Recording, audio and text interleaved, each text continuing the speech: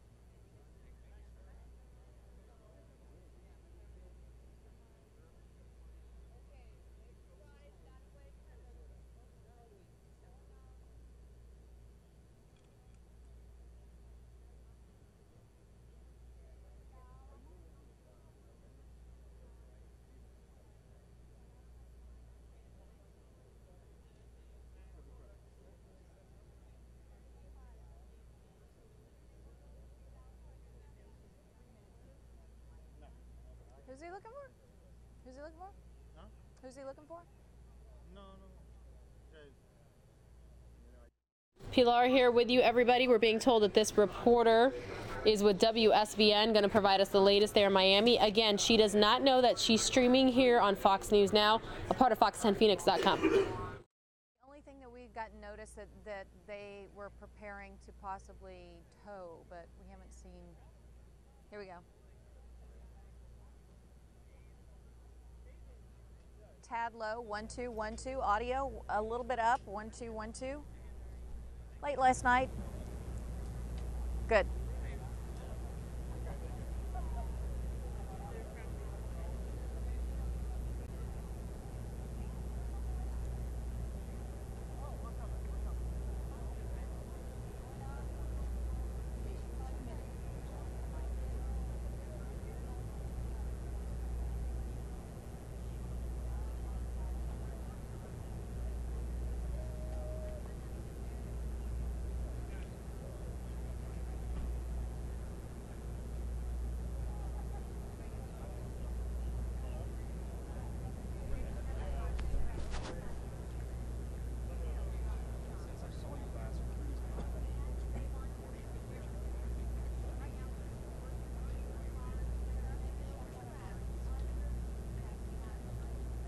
Go in on it.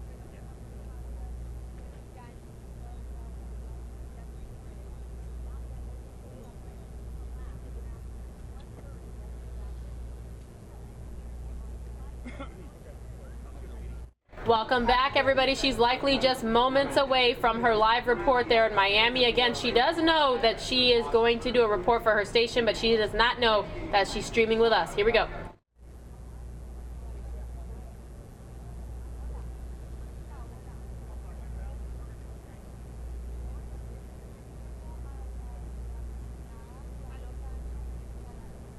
And Craig and Belkis, late last night, the search and rescue mission shifted to search and recovery here on Southwest 8th Street, and that continues today.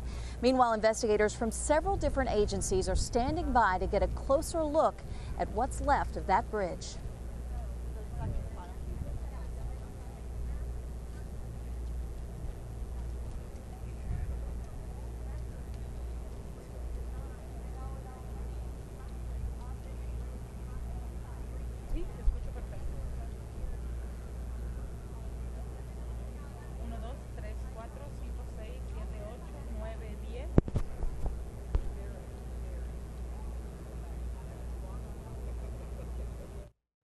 You all are getting a behind-the-scenes look here. That's what's called a reporter intro.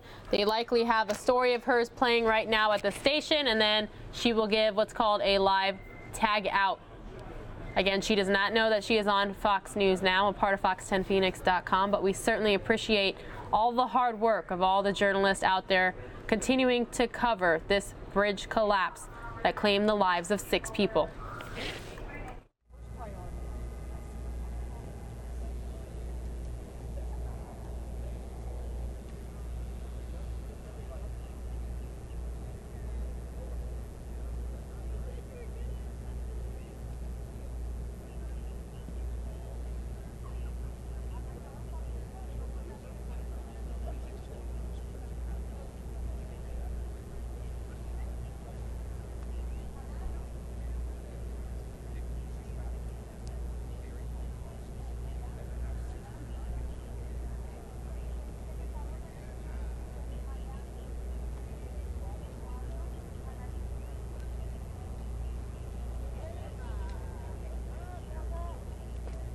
The video we're showing you on the left is from yesterday when crews first got to the scene and they were assisting everybody hurt.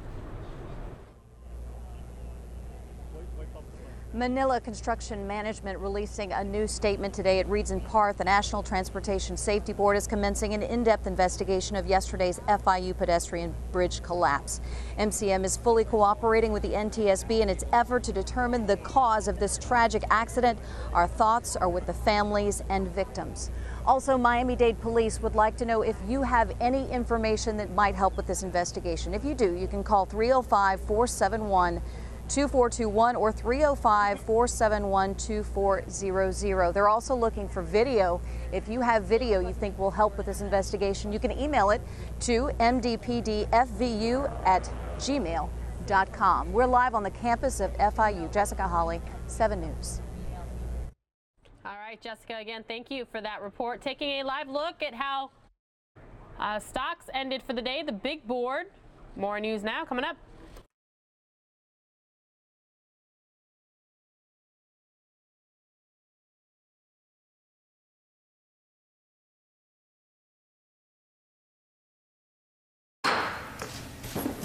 I'd like to welcome our witnesses today. I'd like to call this hearing to order.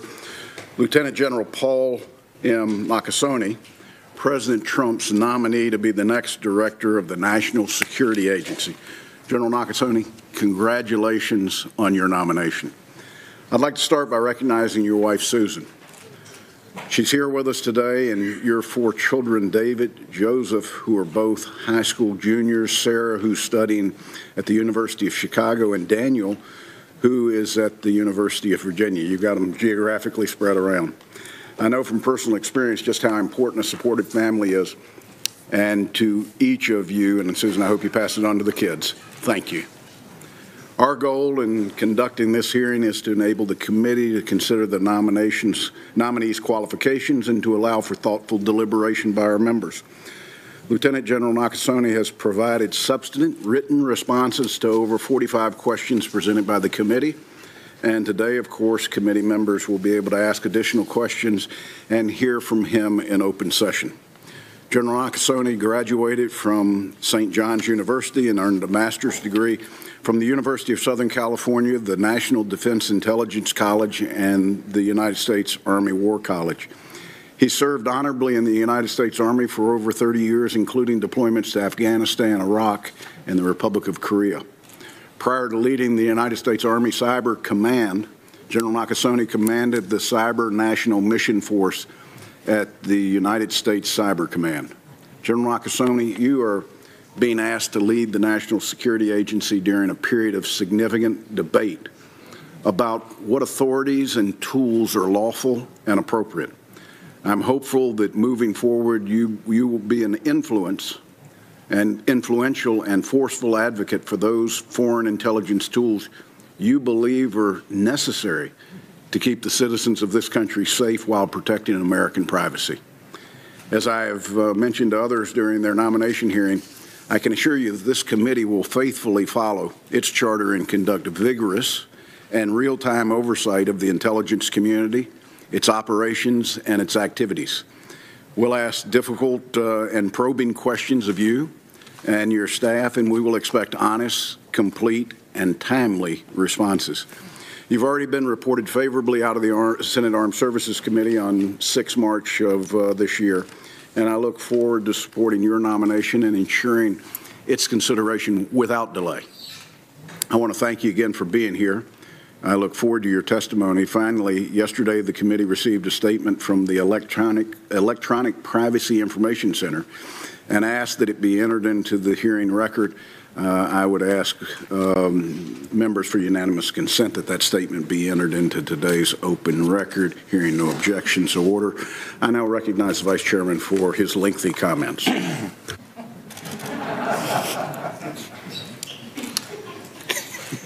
Thank you, Mr. Chairman. Since no one is here, I'm sure people are going to be hanging on my every word. General Nakasone, it's great to see you again and welcome. I believe, actually, this is since you're the first director, as director of NSA and Cybercom, this is the first time, though, as NSA director that you've appeared before the committee. So a bit of a historic hearing and consequently a slightly extended remarks from mine. Obviously, General, if you are confirmed, you will take charge of one of the most important assignments in our government and in the intelligence community. You'll be entrusted to lead thousands of dedicated men and women of the NSA. It will be your job to ensure accurate and timely signals intelligence is provided to our nation's leaders and warfighters. You'll be responsible for protecting our military networks, safeguarding the unique capabilities and assets of the United States, and outsmarting our adversaries. And as commander of U.S. Cybercom, you will also be responsible for responding to threats and conduct operations when ordered to do so. At the same time, as we've discussed again, you must ensure that the NSA operates within the law and that continues to protect the privacy and civil liberties of Americans. The NSA's activities must continue to operate within the parameters of that law, particularly the FISA law, with foolproof mechanisms for ensuring that no Americans are targeted without warrant and will continue to be subject to robust oversight by this committee. Your nomination, I believe, comes at a critical time. As I look around the world, I see threats and challenges to our country, to systems of international institutions and alliances that frankly have maintained peace and prosperity since World War II. We've also seen domestic threats to the NSA's ability to execute on its mission, with a series of leaks that have challenged the agency and at times undermined the morale of your workforce. The NSA must provide the best intelligence on terrorist and extremist groups, rogue regimes, nuclear proliferation, and regional instability. I'm concerned about the rise of potential nation-state adversaries and their policies which aim to disrupt the international order. In particular, we should all be alarmed by the destabilizing role played by Vladimir Putin's Russia, which threatens both the United States and our allies. And as we've seen by their recent activities in the UK, there are very few restrictions that Mr. Putin has put on his agents' actions. Matter of fact, the heads of our intelligence agencies were here a month ago and all indicated that Russia will continue to try to interfere in our elections, activities that demand a strong United States response. Our country, I believe, must develop a whole-of-government response to strengthen our defenses. I believe, and we've again discussed this, would like to hear more about this today, that we need a clearly articulated cyber doctrine that will deter nations like Russia from going after our crucial institutions, whether they be civilian, military, or in the private sector. We've got to make sure they know, whether it's Russia or other near-peer adversaries, that there will be consequences to their actions. I believe that our lack of action to date has frankly encouraged nations not only like Russia, but China and others, frankly, to act with impunity.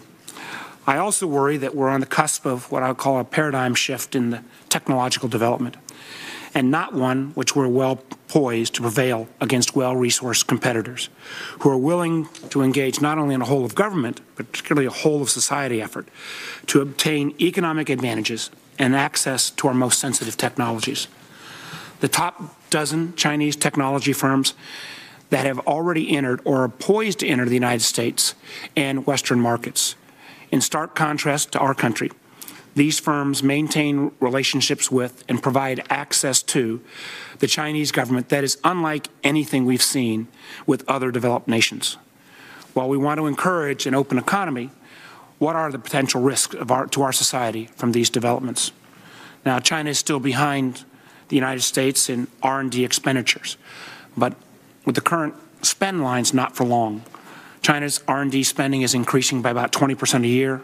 By comparison, our R&D expenditures are increasing about 4% a year. Frankly, the lines will shortly cross. And China is positioning itself to be a global leader in artificial intelligence, quantum computing, and bioengineering, and that brings serious implications for our privacy, economic, and national security. I believe the NSA will continue to play a critical role in keeping our country ahead in this ever-changing world of emerging technologies. Finally, I'd like to hear your thoughts about the dedicated men and women of the NSA, your workforce of dedicated intelligence professionals. These are men and women who work in silence to keep America safe. Now, they've taken a beating, sometimes recently, from those who falsely call into question their motivations, their dedication, and their honesty. I know that these attacks obscure the truth. My colleagues on this committee and I know that at the NSA headquarters, the memorial wall lists the names of 176 NSA cryptologists, military and civilian, who made the ultimate sacrifice for their country while serving in silence.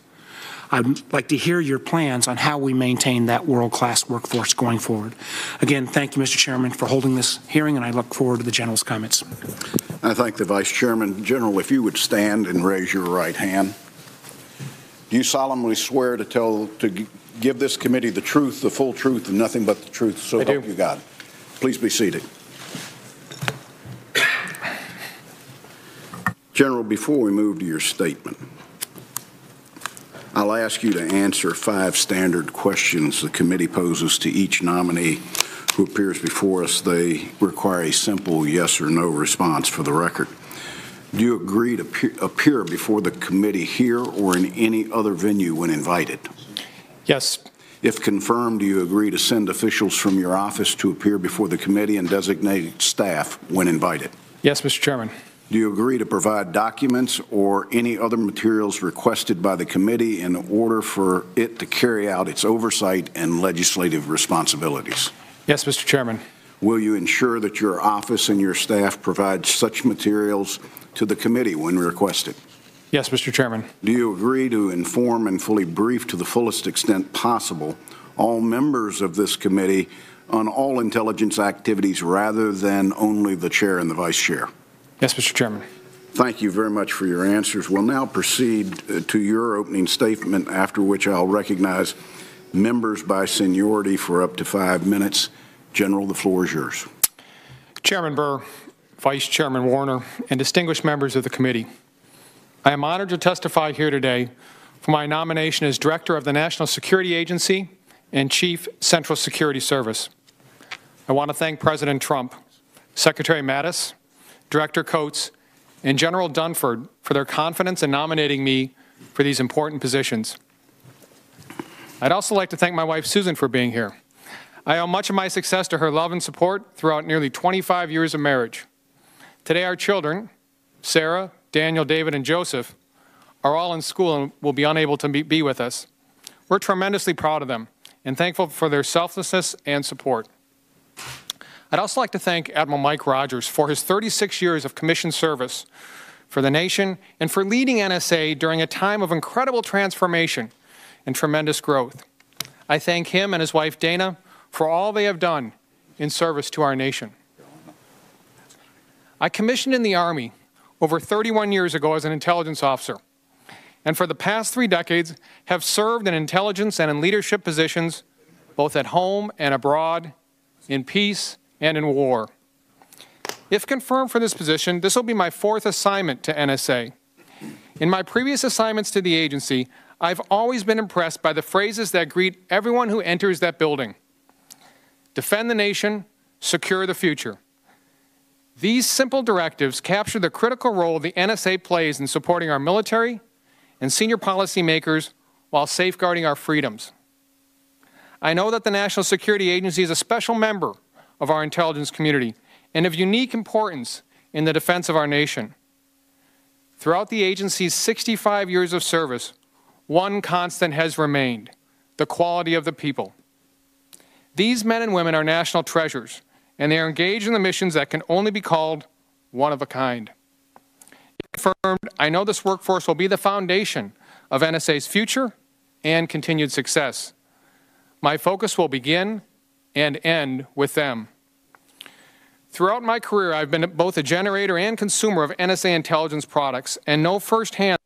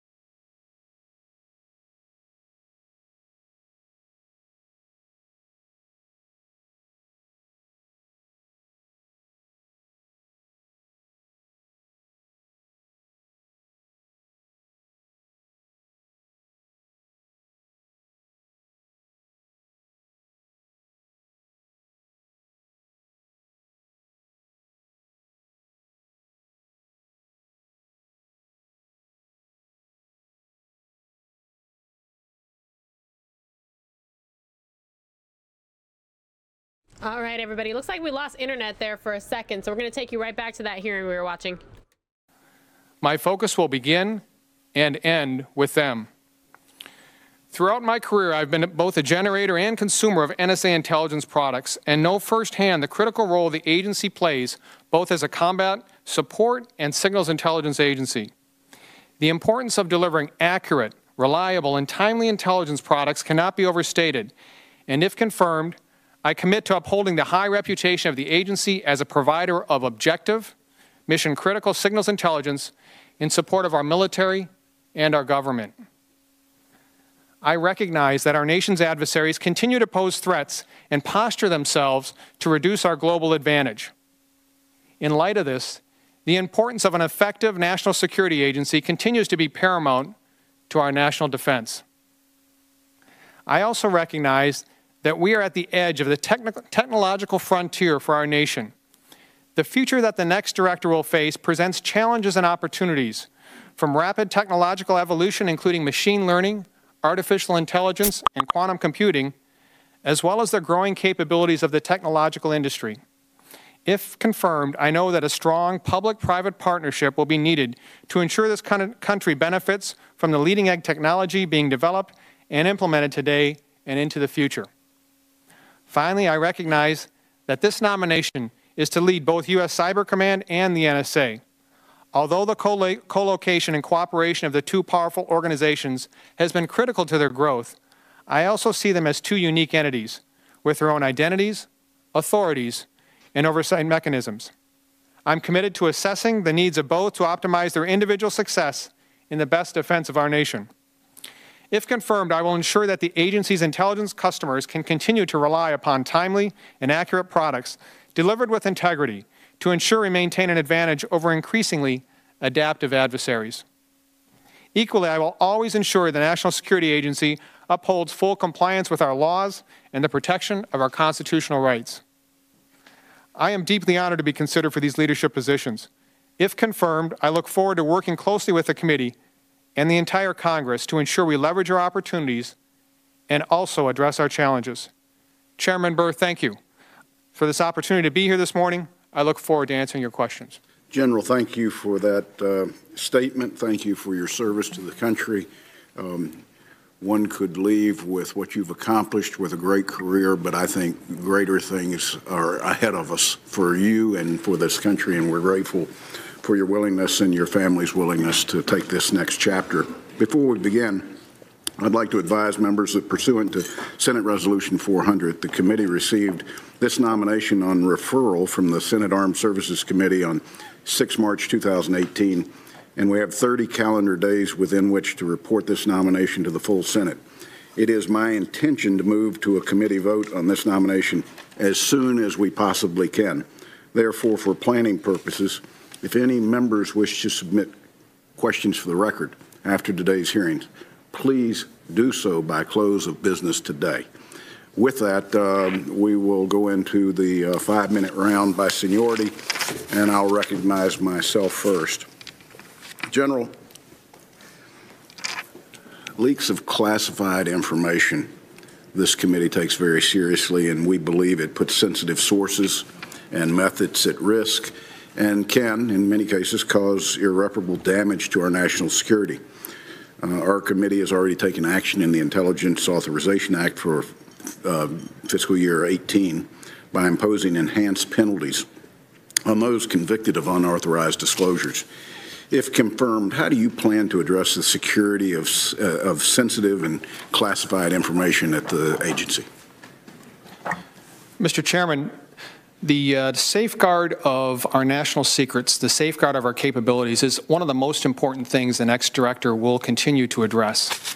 If confirmed, my intent is to look to make sure that the security of the enterprise and the security of the network initiatives that NSA has undertaken to date are timely, are accurate, are on target to ensure that we continue to have the safeguard and security of our national treasures.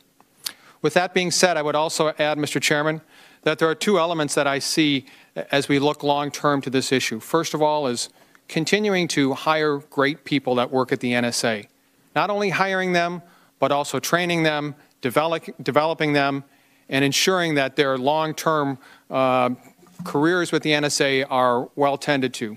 The second thing, though, is we need to also understand that there are control mechanisms that we, as an agency, need to continue to look at to ensure that we have the ability to not only safeguard our network, but also secure our environment.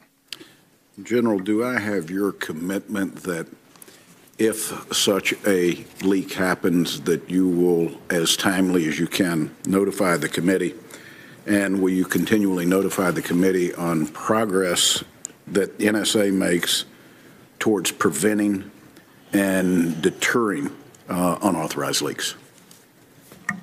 Certainly, Mr. Chairman. Thank you. General, the Committee Intel Authorization Act of 18 and fiscal year 17 included provisions to enhance NSA's ability to recruit and retain science, technology, engineering, and mathematics STEM employees. Nevertheless, NSA employees still will be compensated less than their private sector counterparts. How do you plan to recruit and retain those top STEM candidates, especially given that there is that compensation gap between government and the private sector? Mr. Chairman, first of all, thank you to the committee for the Intelligence Authorization Act. I think that is a very, very important element, important ability for the next director to be able to leverage in the future. As I take a look at NSA's workforce in my previous experience, the one thing that sets NSA apart is their mission. I believe the most critical thing that we have to continue to do at the National Security Agency is to ensure our people understand and are able to work this very important mission. Defend the nation, secure the future. This is what I think is essential for us and is our advantage as we look to the future. Mr. Chairman, I would also say, as we look to the future, we have to continue broad abilities to recruit from a very, very diverse population, academia, industry, with inside our government. I think this is critical that we can continue to attract our best and brightest people. General, are you familiar with NSA 21? Yes, Mr. Chairman, I am. Would you just briefly comment on your views on that initiative, which is to prepare for the 21st century a more efficient, effective NSA? Mr. Chairman, NSA 21, as I understand it, the largest reorganization of the agency since 2000. And that's significant if you consider the fact that 70% of the agency has been hired since 9/11. It was designed to improve, obviously, and focus on people, integration, and innovation. It was designed to address a number of changes in our environment, changes to our networks, changes to competition for our workforce, changes to our budget. I would say to date, it has just been instantiated at the end of 2017. And so, if confirmed, I would ask if I could have a bit of time to take a look, evaluate what has been done, look at what has been successful, what may need assessment, and continue that dialogue with the committee. You've got a commitment to do that. With that, my time has expired. The Vice Chairman. Thank you, Mr. Chairman. And again, General, congratulations on your nomination, and thank you for your service. One of the things I think this committee prides itself on is our strong working relationship with all components of the intelligence community. And as you're aware, we have had an ongoing investigation into Russian activities stemming from the 2016 election. For the record, will you commit to ensuring that this committee will be provided with all the information requested pursuant to our ongoing Russian investigations? I will, Mr. Vice Chairman. Thank you. At our last open hearing, we had all of the heads of all the principal intelligence community agencies, every one of them, including your predecessor, Admiral Rogers, reconfirm their support for the January 2017 assessment that Russia interfered in our last elections. And I want to get in for the record. Do you agree with that January 2017 IC assessment that Russia interfered in our 2016 elections? And the second part, I would editorial comment here, in light of their success in those efforts, do you expect further interference by Russia in our elections and, for that matter, the elections of our allies? Mr. Vice Chairman, I agree with the 2017 assessment. I think the Director of National Intelligence has said it best with regards to future actions of the Russians, and that is, unless the calculus changes, that we should expect continued issues. Well, we would look forward on working with you on making sure this committee is going to have a public hearing next week on this issue of election security, and I'm very proud of members on both sides of the aisle and how hard they've worked on that, and we, if confirmed, would look forward to working with you on this issue of election security. One of the things that I've found and believe is that we don't have, I think, a clearly articulated cyber doctrine at this point that not only defends our government but also deters particularly near-peer adversaries. I think I could better articulate our strategy vis-a-vis second-level states like North Korea, Iran, and terrorist threats like ISIS, but I'm concerned with near-peer adversaries. We don't have that clear cyber doctrine. And know that you're just coming into this position, but who do you think in the administration is in charge of developing a cyber doctrine policy that would deter whether it's Chinese theft of our intellectual property or Russia misinformation and disinformation campaigns? Who's going to be in charge of developing that doctrine, and where do you think it stands at this point? Senator, ultimately, I would anticipate that strategies such as this would come from the executive branch, perhaps the National Security Council. However, I would anticipate that all elements of the government would contribute to the strategy. In terms of, if confirmed my role, I would anticipate that I would provide my insights to both the Joint Staff and the Department of Defense as this strategy is developed. Well, with your strong intelligence background, I hope we can count on you to be part of that. I think it is time that we have that clearly articulated doctrine. And again, this is not a criticism in this case of the current administration. This has been a problem, I think, that has plagued our nation for more than a decade. One of the areas that I constantly come back to, and I think is an example of where we need a doctrine, is with how we deal with the dramatic increase of devices that are connected to the internet, the so-called Internet of Things. We're roughly at about 10 billion devices connected now. That number is estimated to go to 20 to 25 billion within the next 5 or 6 years. Matter of fact, the director of the DIA, General Ashley, emphasized that our weakest technology components, mobile devices and Internet of Things, was an area of exploitation for potential adversaries. How do you think we would go about securing devices connected to the internet, and do you think that there ought to be at least a basic policy put in place that would say that the federal government's purchasing power ought to be used with some determination that we only would buy devices that, for example, are patchable or don't have embedded passwords? And this bridge is supposed to be the pride and joy of this university. It's something that a lot of people in this community here at FIU and in Sweetwater were looking forward to really bridge the gap between these two communities. But as we know, this multi-million-dollar project came to a crashing end, injuring dozens, taking the lives of a number of people. And right now they are still trying to go in there to remove some of these vehicles to make sure they can return those loved ones to their families.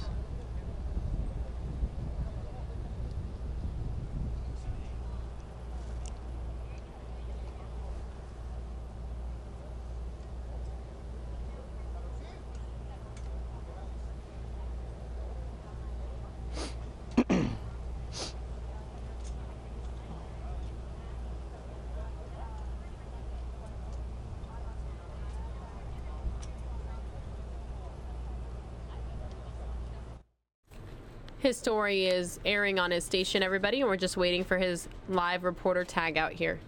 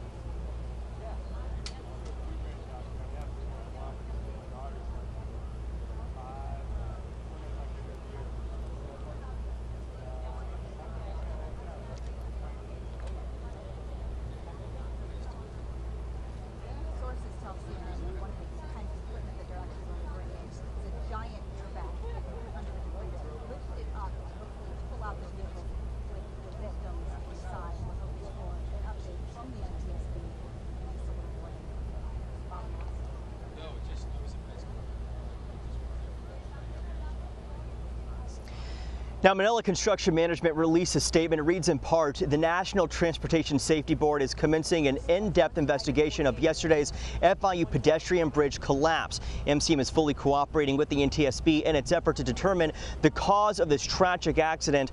Our thoughts are with the families and the victims. In the meantime, Miami-Dade police, they are reaching out to the public. If they have any information that could help in this investigation, they want to hear from you. So there's two numbers that you can call. The first one's 305-471-2421, or the second number is 305-471-2400. They also have an email address. It's on our screen right now, and that email address is if you have any photos or videos of the moment this bridge came down or anything that you think might be able to help investigators. That is the link. We can also send that material as well. We are live in West Miami-Dade. I'm Andrew Scheinthal, 7 News. The explosion of the Internet of Things, and most importantly, the impact that it could have on our economy and certainly our national security. Well, again, I think you can play a critically important role here. I just would hate for us 5 years from now to realize we've bought literally billions of devices just within the federal government, and they have actually increased our vulnerability. Thank you for your responses, Mr. Chairman. Thank you, Vice Chairman. Senator Blunt. General, let's just start where Senator Warner did. You know, Admiral Rogers, who we all have great respect for, got a lot of attention recently, I believe on the House side, saying he'd been given no new directions as to how to deal with things like Russian interference in the election. So let's take that in two directions. One is, do you need any new direction in your view to deal with defending against those kinds of attacks? Do you have all the defensive authorization you need, not whether you have all the equipment and staff you need, but do you have all the authorization you need to defend our institutions against outside aggression? So, Senator, certainly in terms of defending the Department of Defense networks, I think that there are all the authorizations and policies and authorities that are necessary. What do you need about the non-department? Do you know, the NSA? What if somebody's attacking the State Department or some other? So certainly, as if confirmed as the Director of National Security Agency, the authorities for the national security systems falls within the purview of the Director of NSA, and I believe has the authorities upon which he would be able to execute that defense. Do you need more authorities to work with state and local election officials?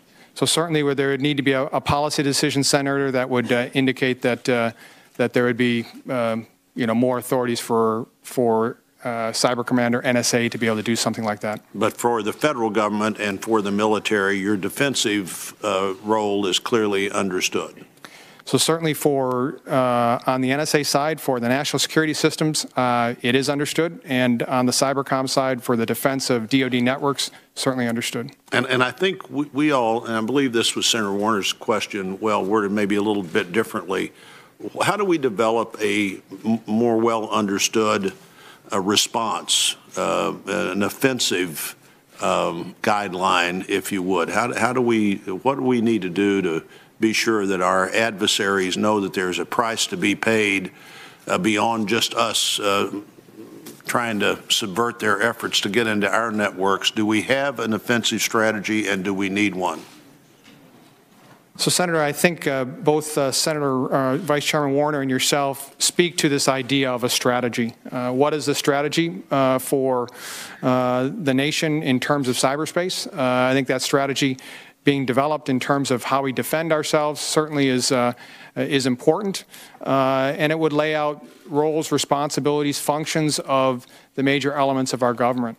And I think that is obviously one of the things that would help both internally for the elements of our government, but also externally, as you say, to provide a set of left and right boundaries, perhaps, for our adversaries to understand.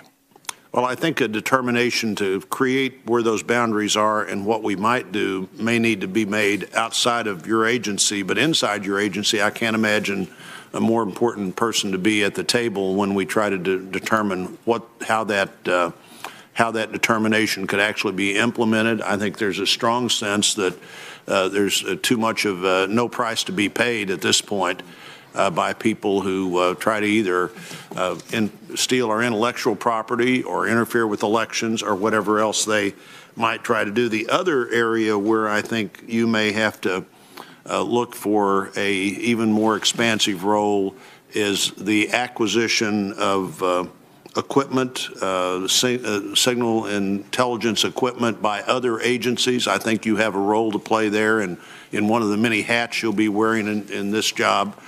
Do you have concerns that other federal agencies may be buying equipment that could in the future be troublesome for us?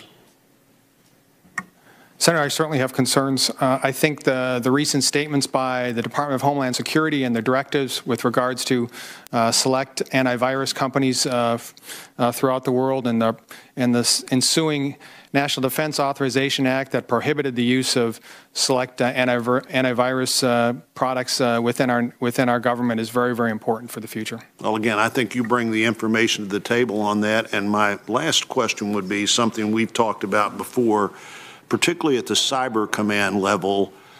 What's the value of the Reserve Force or the National Guard? I know Missouri has a really good cyber unit. I think the cyber units in the reserves, back to maybe the chairman's question about how we have the talent we need. How do we bring that part-time talent to use to our benefit, if that's a good idea in your opinion?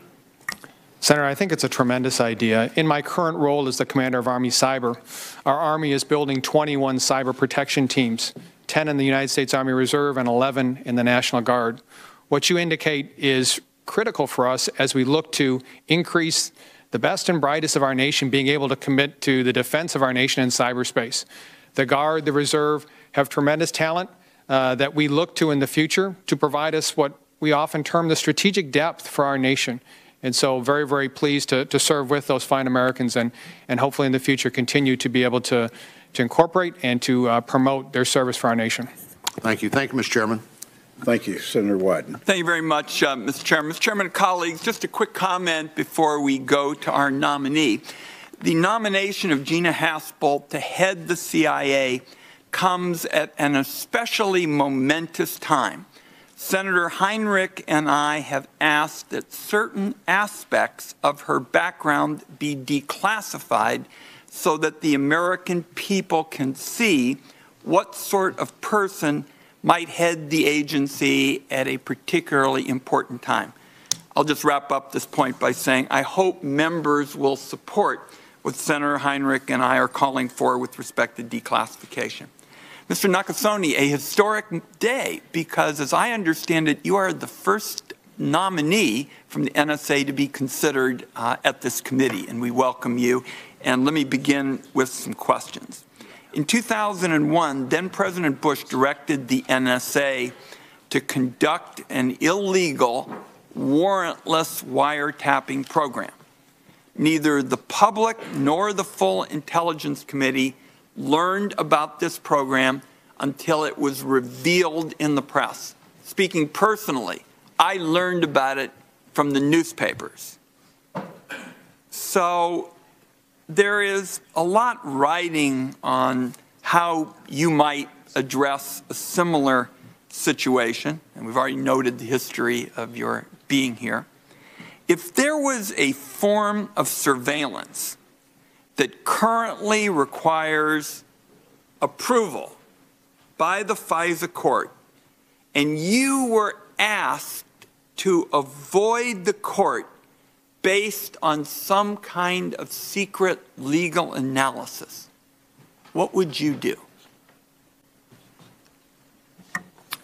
Senator, thank you for that question.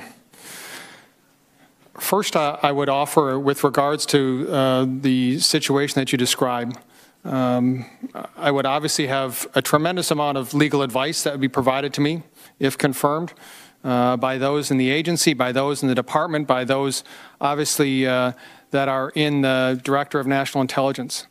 At the end of the day, I think that one of the most important things is that we have the conversation between the National Security Agency and this Oversight Committee to understand. Let me just stop it right there so I can learn something that didn't take place before.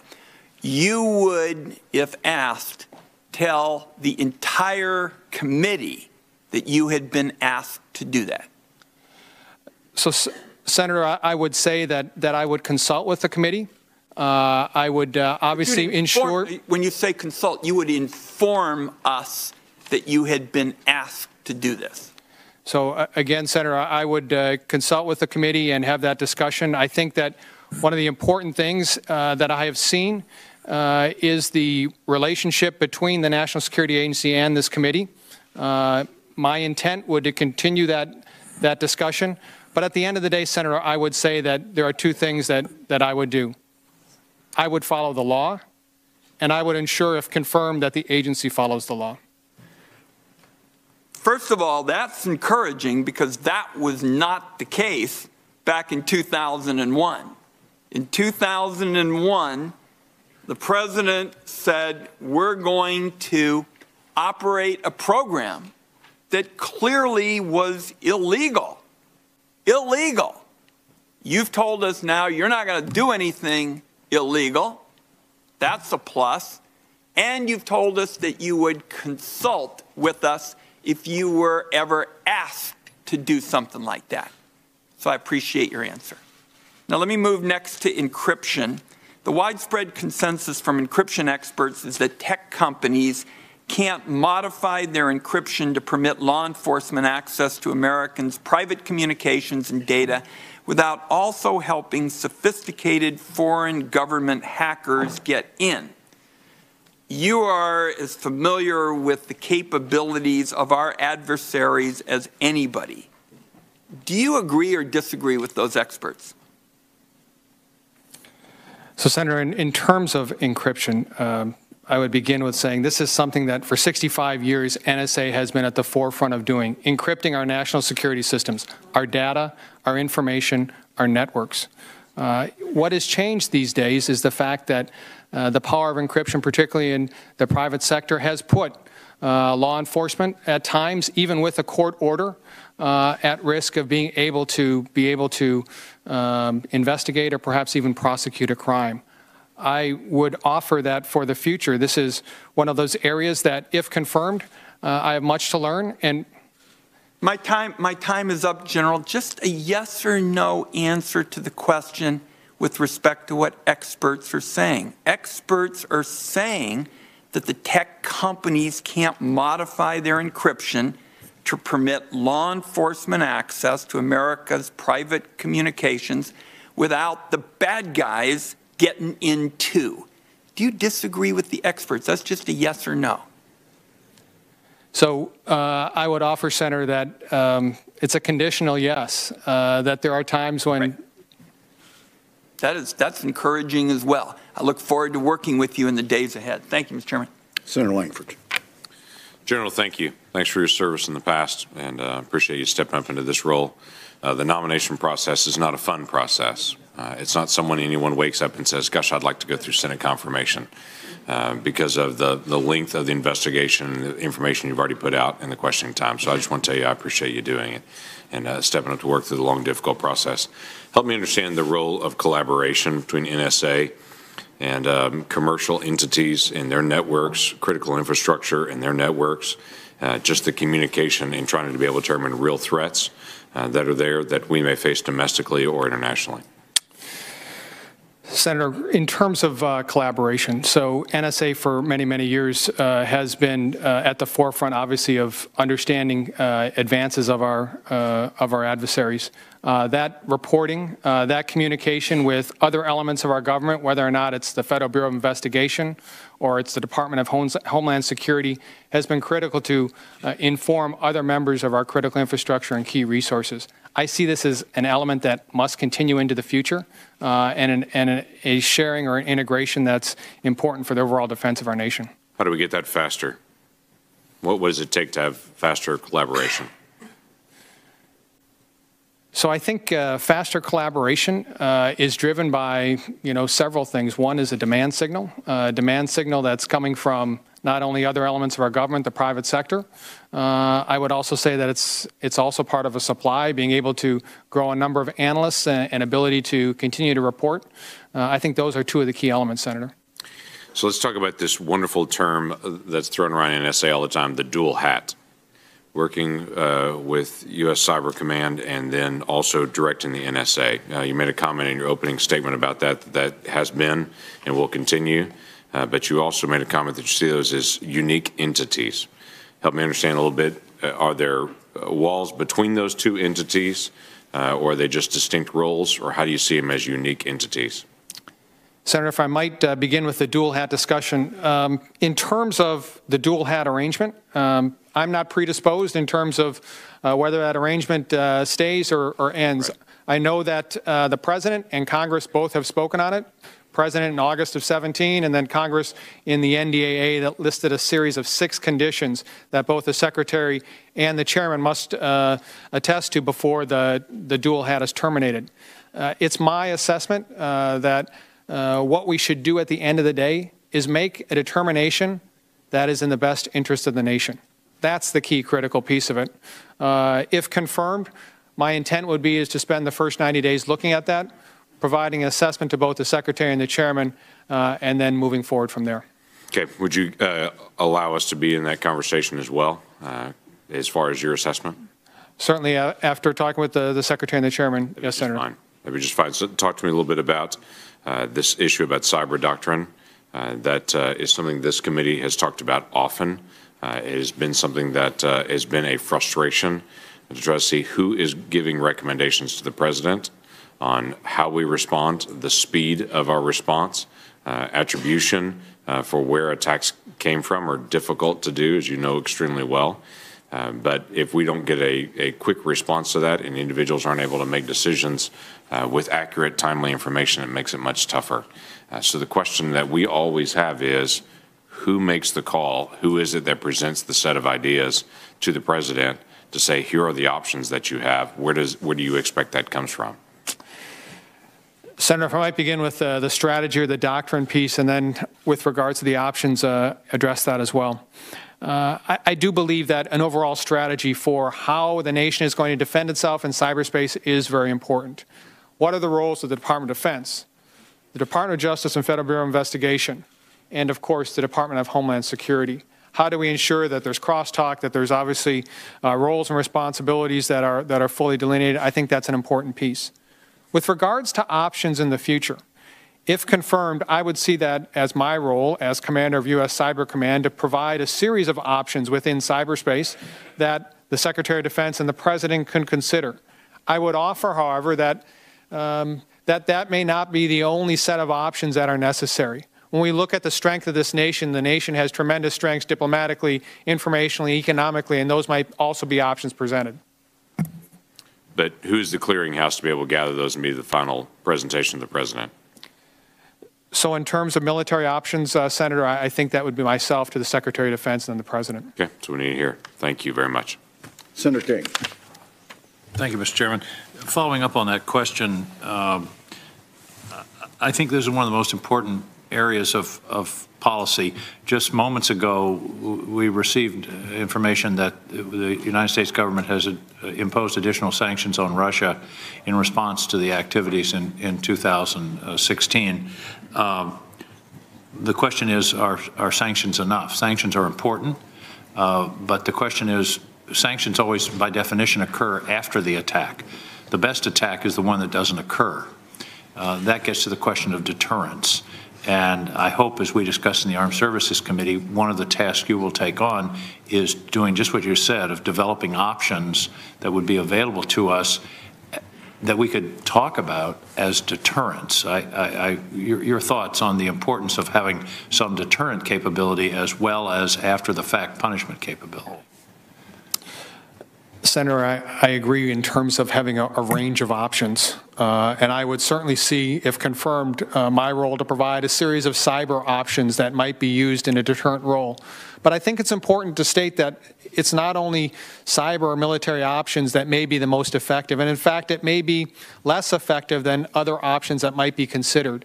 And so I think that that's an important piece that, as we consider the future, what are the range of options that might include the entire government is critical for us.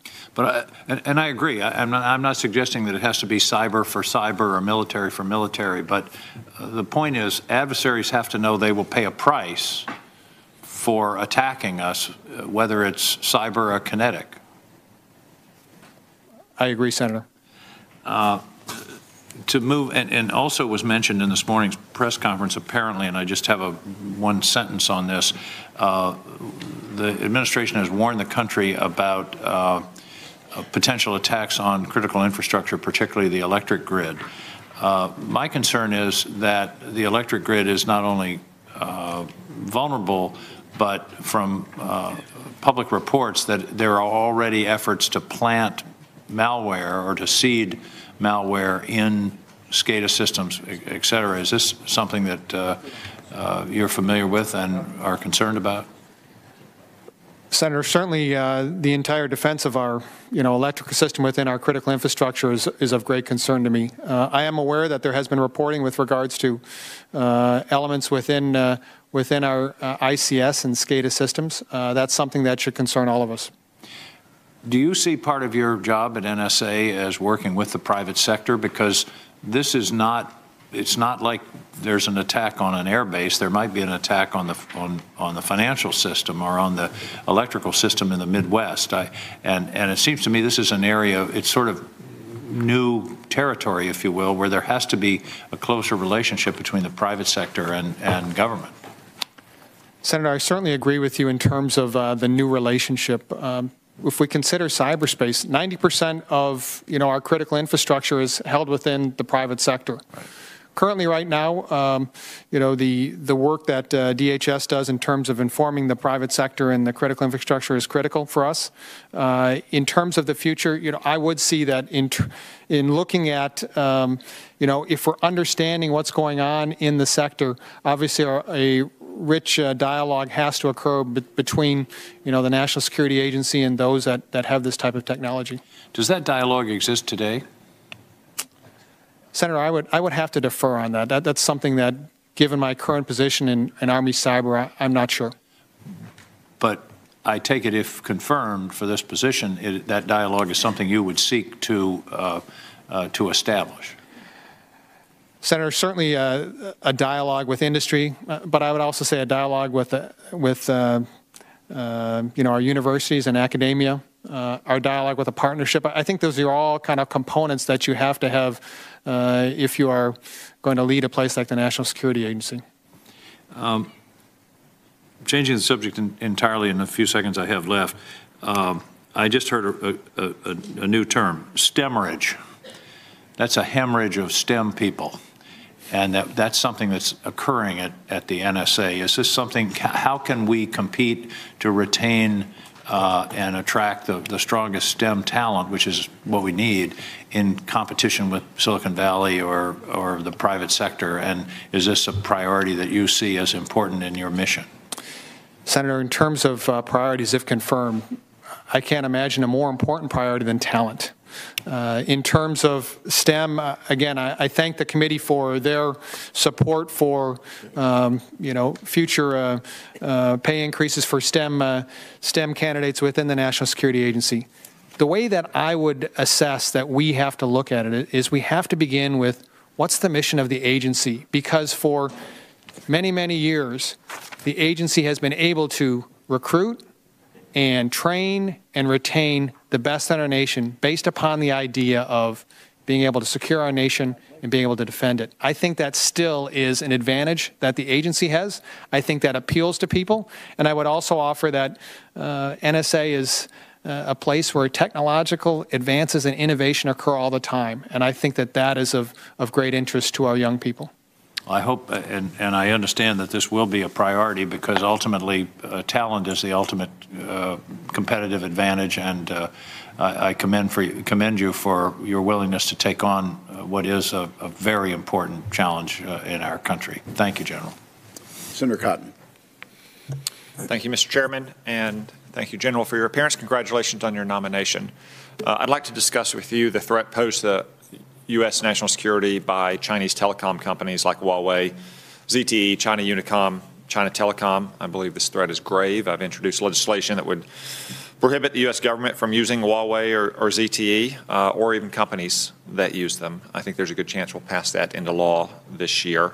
Last month at our Worldwide Threats hearing, I asked all of the intelligence agency directors that appeared before us, DNI Coates, Director Wray, General Ashley, Director Cordillo, Admiral Rogers, Director Pompeo, Secretary-designate Pompeo, if they would use Huawei, ZTE, China Unicom, China Telecom products.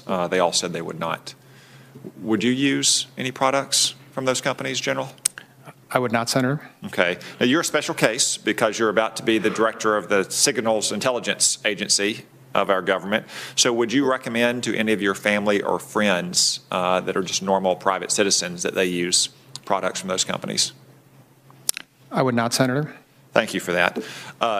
President Trump 2 days ago, using the powers that he has under current law and from the CFIUS's recommendation, stopped the attempted takeover of Qualcomm by Broadcom. It's no secret that that's done in part because Qualcomm and Huawei are in a competition to establish the worldwide standards and protocols for the 5G network. The intelligence community, though not a member of CFIUS, is an ex officio member, and on something like that, it would probably be assigned to the DNI, who would task it out to most likely the NSA to give advice. Do you think CFIUS and the President made the right decision to stop the attempted takeover of Qualcomm by Broadcom? So, Senator, I'm aware of the situation based upon what I've read in the public reports. I don't have any other background on this, but what I would say is our microelectronics industry is critical for us for the future. If you consider what 5G will bring to this nation, 100 times speeds of what we're experiencing today, it's hard not to imagine the importance of ensuring that we have confidence in our microelectronics industry for the future. Thank you. I am somewhat concerned that some of our allies don't share our concerns about Huawei and ZTE. Can I ask you, if confirmed, that you'll consult with the Five Eyes partners, NATO partners, South Korea and Japan, to try to convey our government's concerns about Huawei and ZTE?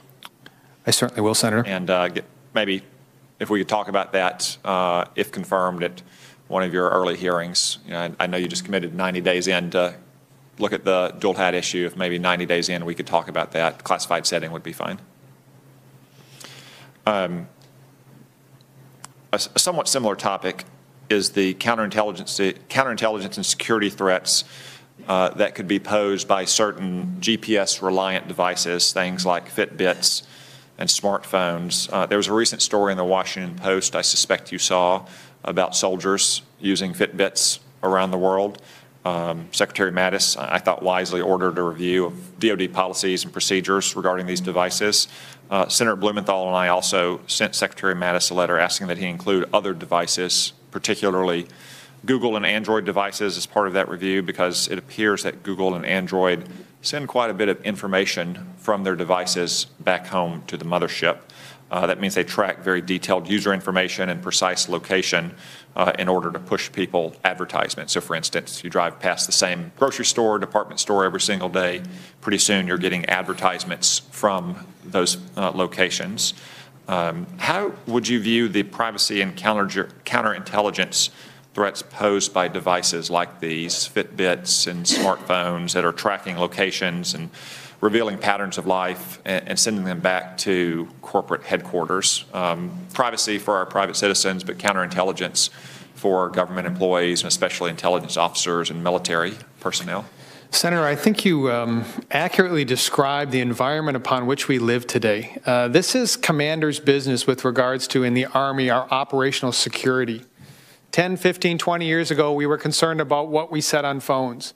Today, we're concerned about what our soldiers wear, where they're talking, where they're able to be monitored. And I think that this is indicative of how we have to approach the future, which is we are technologically informed. We also have to be informed for operational security as well.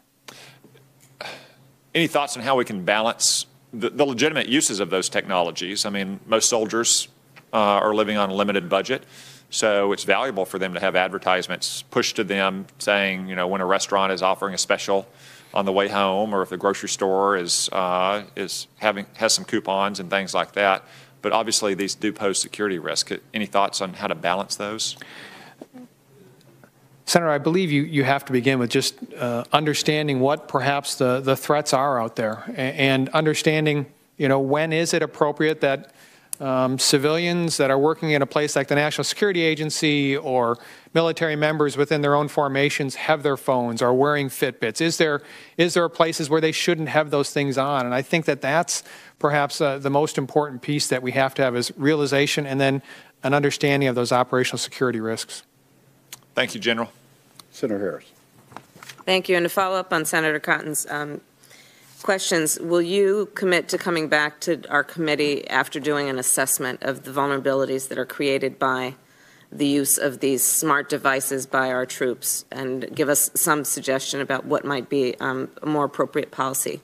Certainly. I'm sorry, Senator. I would welcome the opportunity to continue this dialogue on that. Okay, thank you. I'd like to talk with you about insider threats. According to the Office of the Director of National Intelligence, as of October of 2015, 4.3 million Americans held security clearances. Some of the most damaging national security breaches in recent years, however, have not come from traditional spies, but insiders at our own agencies. Unfortunately, several of these incidents happened at NSA, and I'm thinking of 3 in particular that received a lot of attention and did a lot of damage. Have you studied what happened in those cases? Senator, to date, in my current role, I have not studied.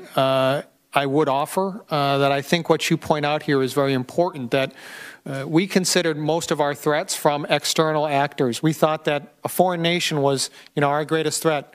We have to reconsider that, particularly as we look at our networks, our data, our weapon systems. We have to have a whole spectrum of insider and certainly external threats as well. And will you commit to doing an assessment and reporting back to us on what additional steps might be taken to prevent that insider threat? Senator, I do know that the NSA has undertaken a number of different initiatives and secure the network and secure the environment. If confirmed, I will certainly commit to digging deep into that, understanding what has been done, what has been successful, what needs to be perhaps funded for the future, and then continuing that dialogue with this committee, if that's okay. Yes, and have you had an experience dealing with this at Army Cyber Command? So, Senator, in terms of experience, I would say that one of the things that we have been very, very vigilant about is just understanding the threats, again, to our network, our data, and our weapon systems. I can't think of a specific example, but I will tell you that it is something that we are obviously trained on and think about very, very often. Okay. I want to talk, there's been a discussion with you already, but I'd like to get a little deeper into the issue of the talent drain issue and recruiting. There's a report that suggests that since 2015, the NSA has lost several hundred employees, including engineers and data scientists.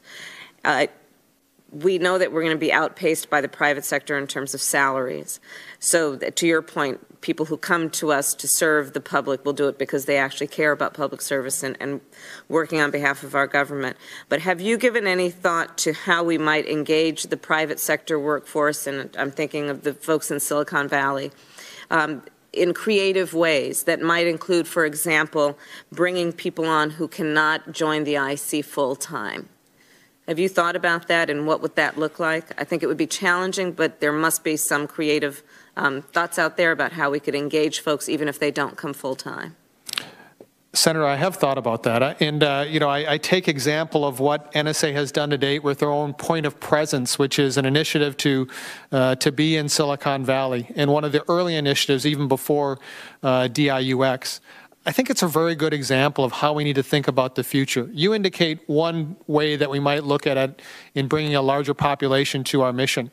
I would offer one of the things that I've most admired about the agency is that they are looking at a very, very broad range of capabilities. People that have even disabilities that that need to be able to work and have the infrastructure that will support that. I think that's tremendously important for us as we look at a broader supply, a broader talent base that we need to be able to prosecute our mission. And I really appreciate that you mentioned the disabled community as part of the focus and what should be the focus about how we are thinking about the need to be more diverse in terms of our recruitment and retention policies. So thank you for that. And then election security. Admiral Rogers recently testified, and I'm going to quote, "While I see on the cyber command side, what I see on the cyber command side leads me to believe that if we don't change the dynamic here, that this is going to continue, and 2016 won't be viewed as isolated." And then he went on to add, "We're taking steps, but we're probably not doing enough on the issue of election security." Do you agree with that statement? Senator, in my current role, I do not have obviously the background of what Admiral Rogers is speaking to. It's not part of my current responsibilities, but certainly, if confirmed, one of the most important things that I would face in the near term to learn more about this and make that assessment. And I'd ask that you would make that a priority as soon as you are confirmed, expecting that you will be, because obviously folks are starting to vote now and the 2018 election is upon us. So thank you for that. Thank you, Senator. General, we have exhausted the members that have questions here today.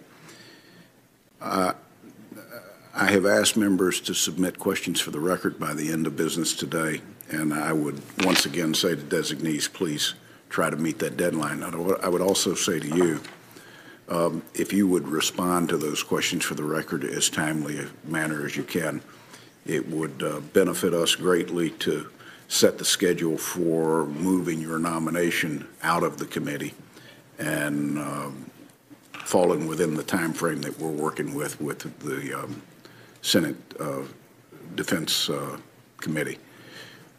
It strikes me you've been nominated at a very pivotal time where technology, as the Vice Chairman pointed out, is changing annually the same way technology used to change literally decade by decade. And I think this is a tremendous opportunity, and it is a tremendous challenge.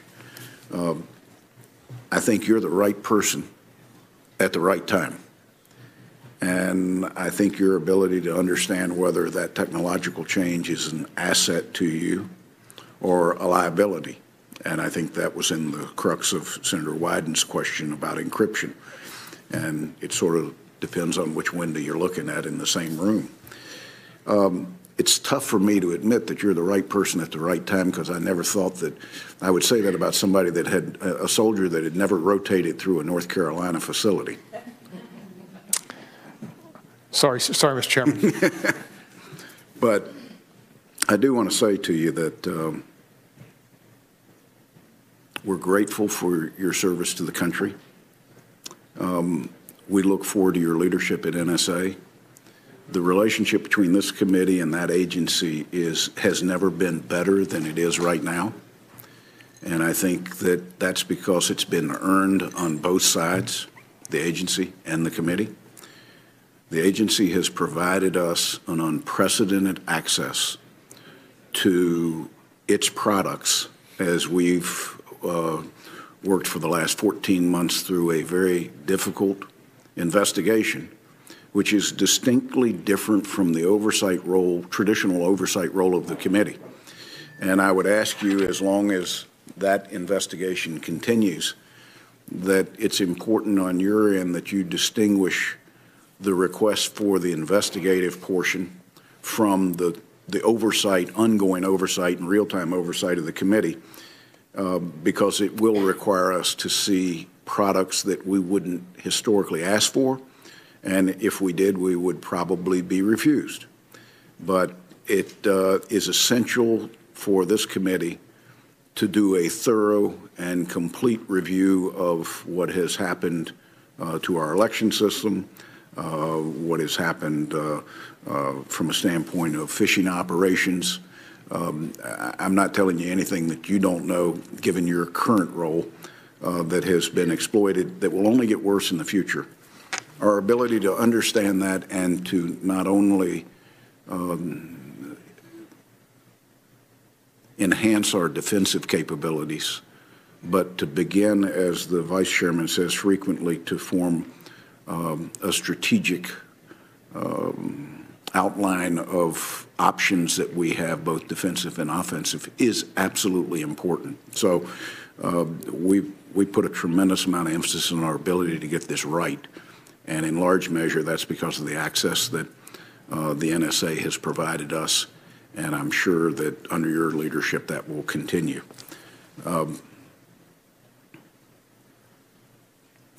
General, we're proud of you, but more importantly, we're proud of the men and women that every day go to the National Security Agency.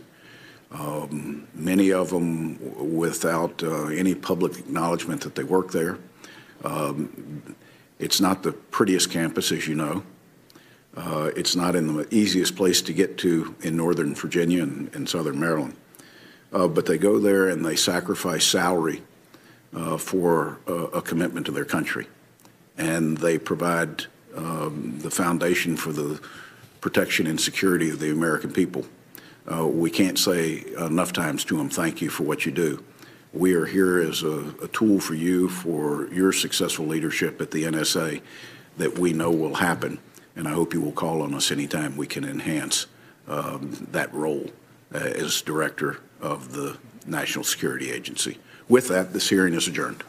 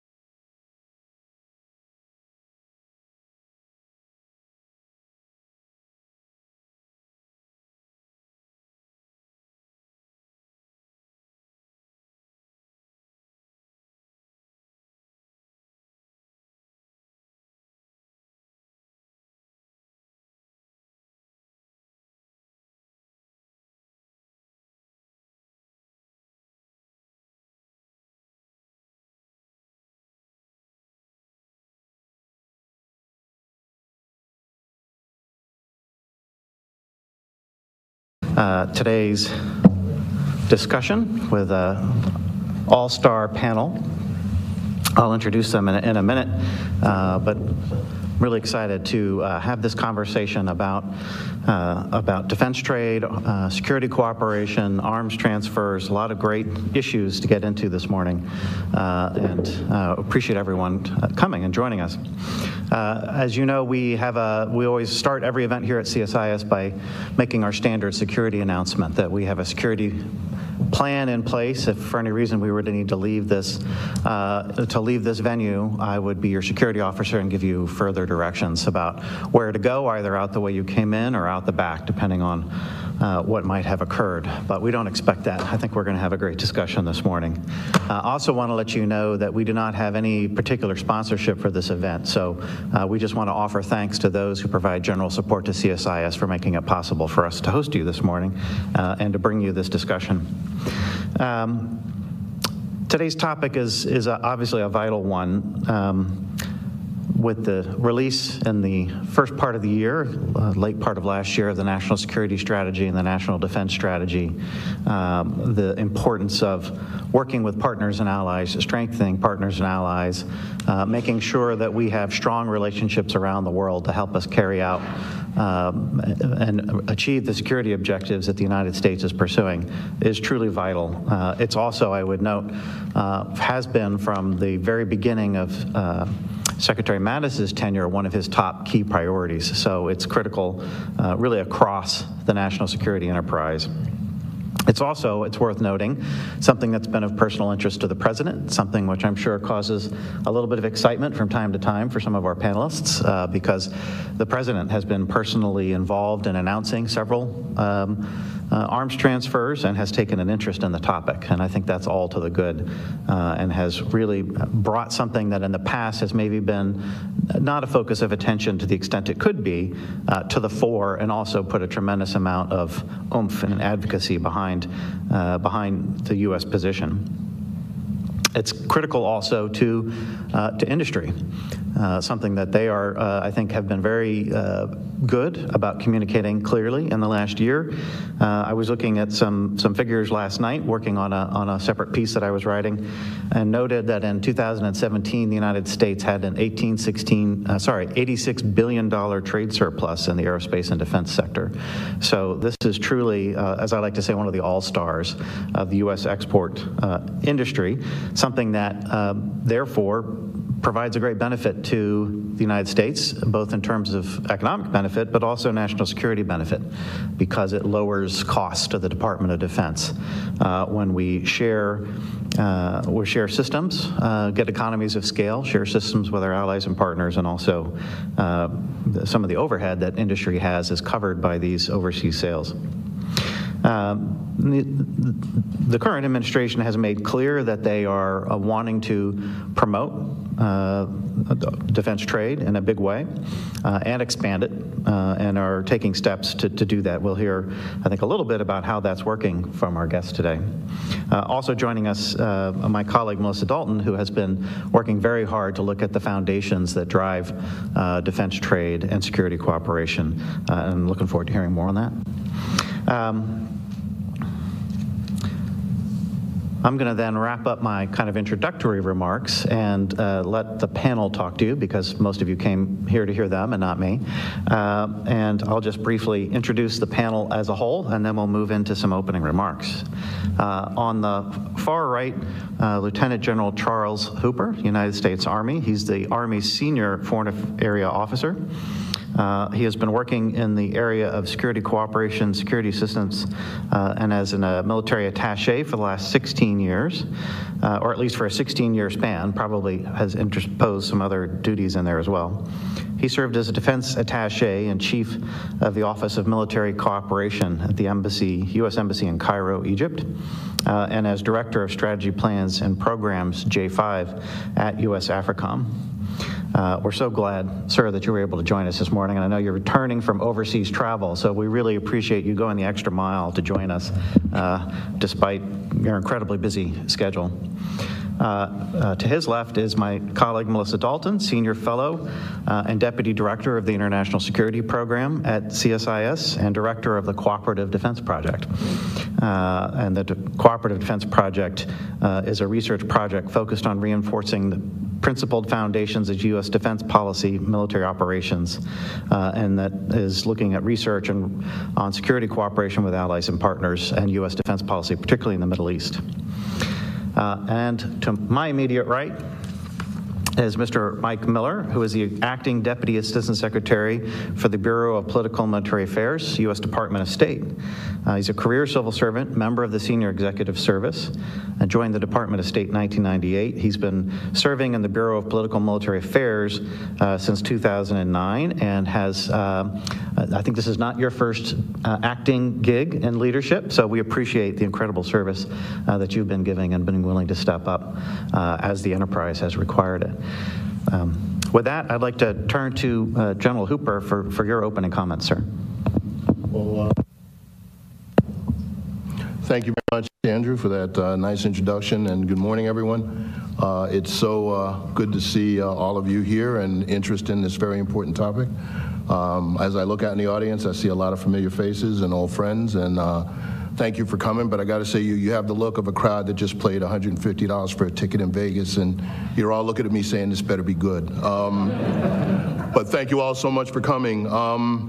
Today, I'd like to address security cooperation's role in the new national security and defense strategies and the role of the Defense Security Cooperation Agency in the current reform efforts of the security cooperation enterprise.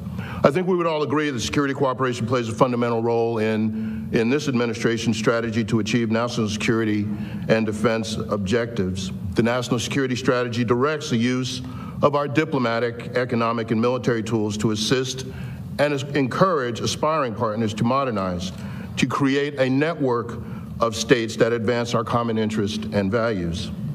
Secretary Mattis's national defense strategy highlights the need for a robust constellation of allies and partners to address the challenges in the current security environment. And as you know, the national defense strategy lays out 3 priority lines of effort in which security cooperation plays a role. The first one is rebuilding military readiness.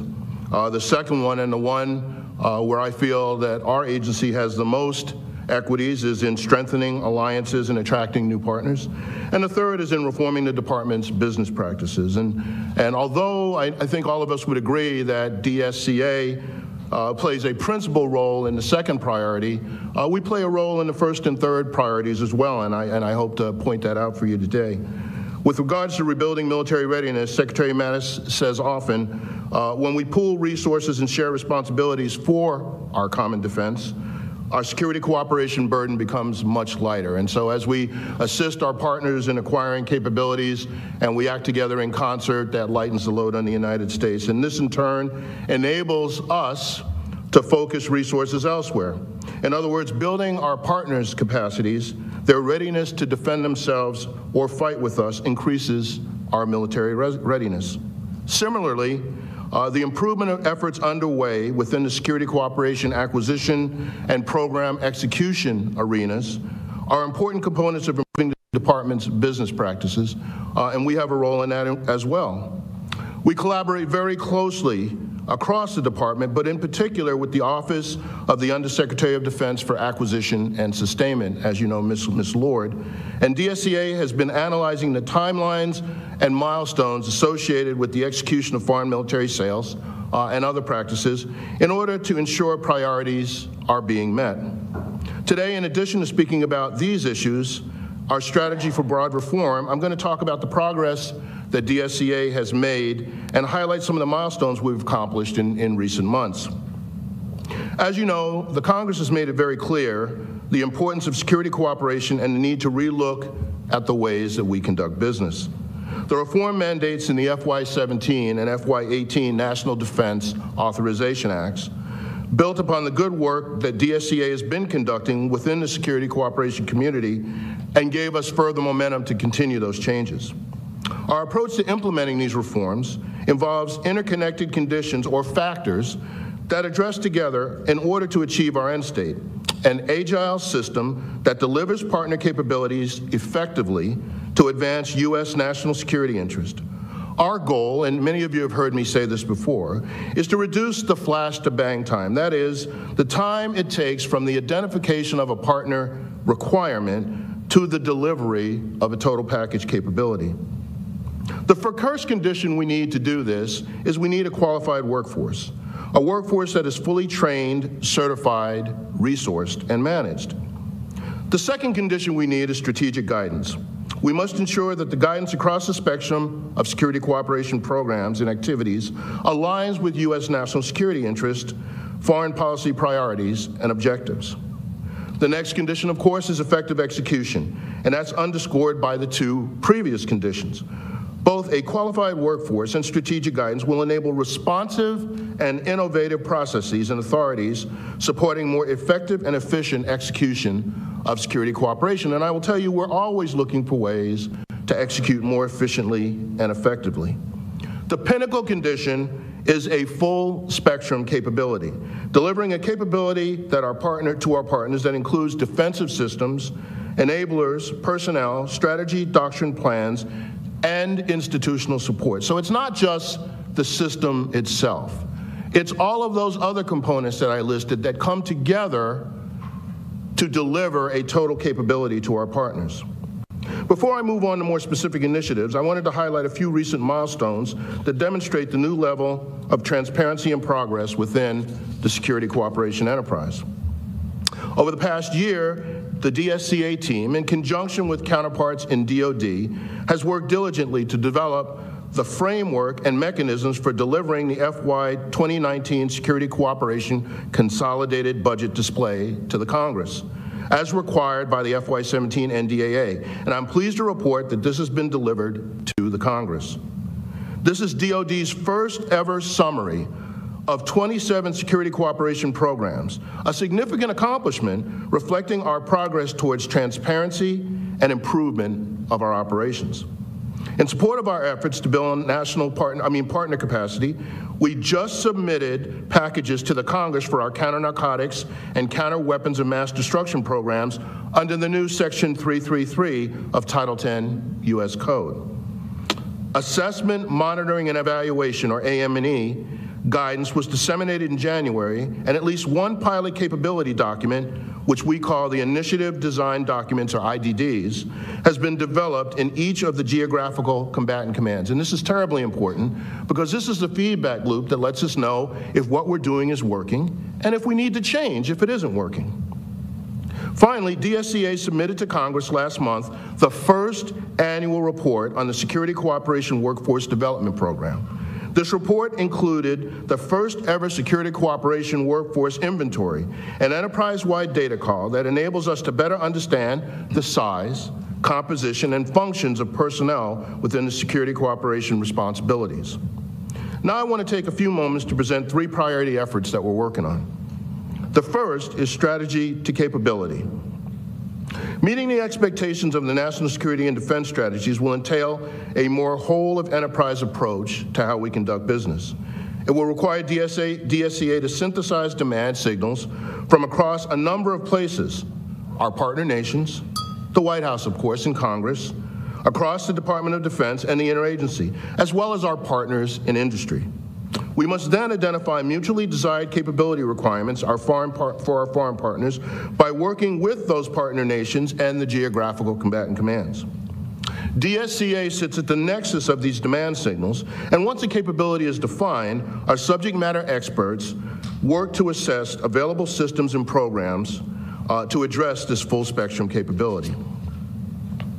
Additionally, efforts are underway within the security cooperation acquisition and program execution arenas are important components of improving the department's business practices.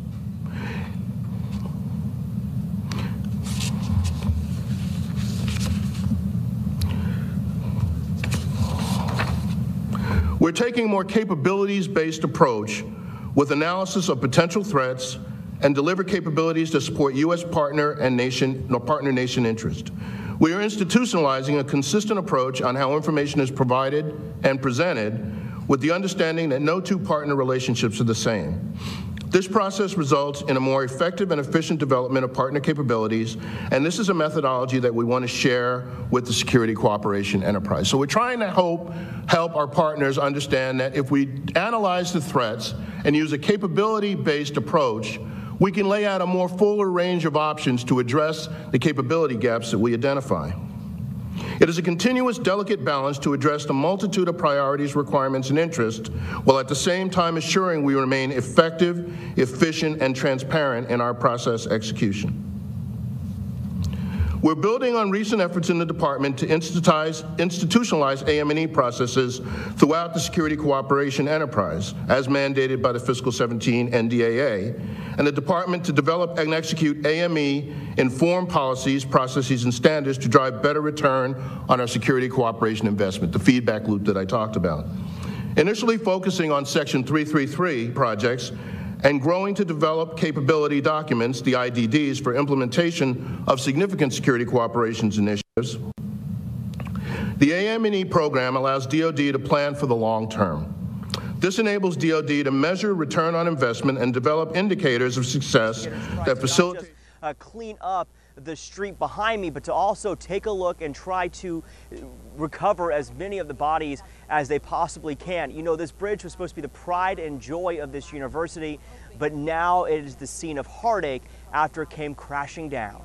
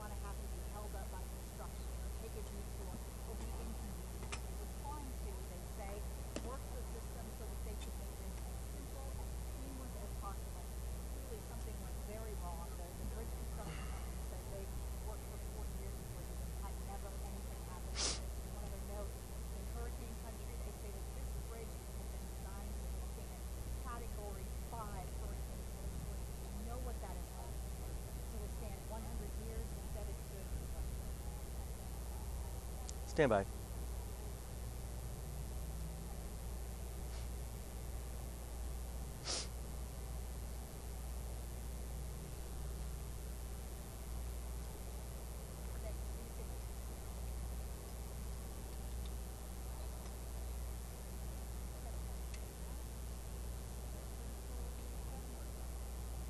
Now, Manila Construction Management released a statement, and it reads in part, the National Transportation Safety Board is commencing an in-depth investigation of yesterday's FIU pedestrian bridge collapse.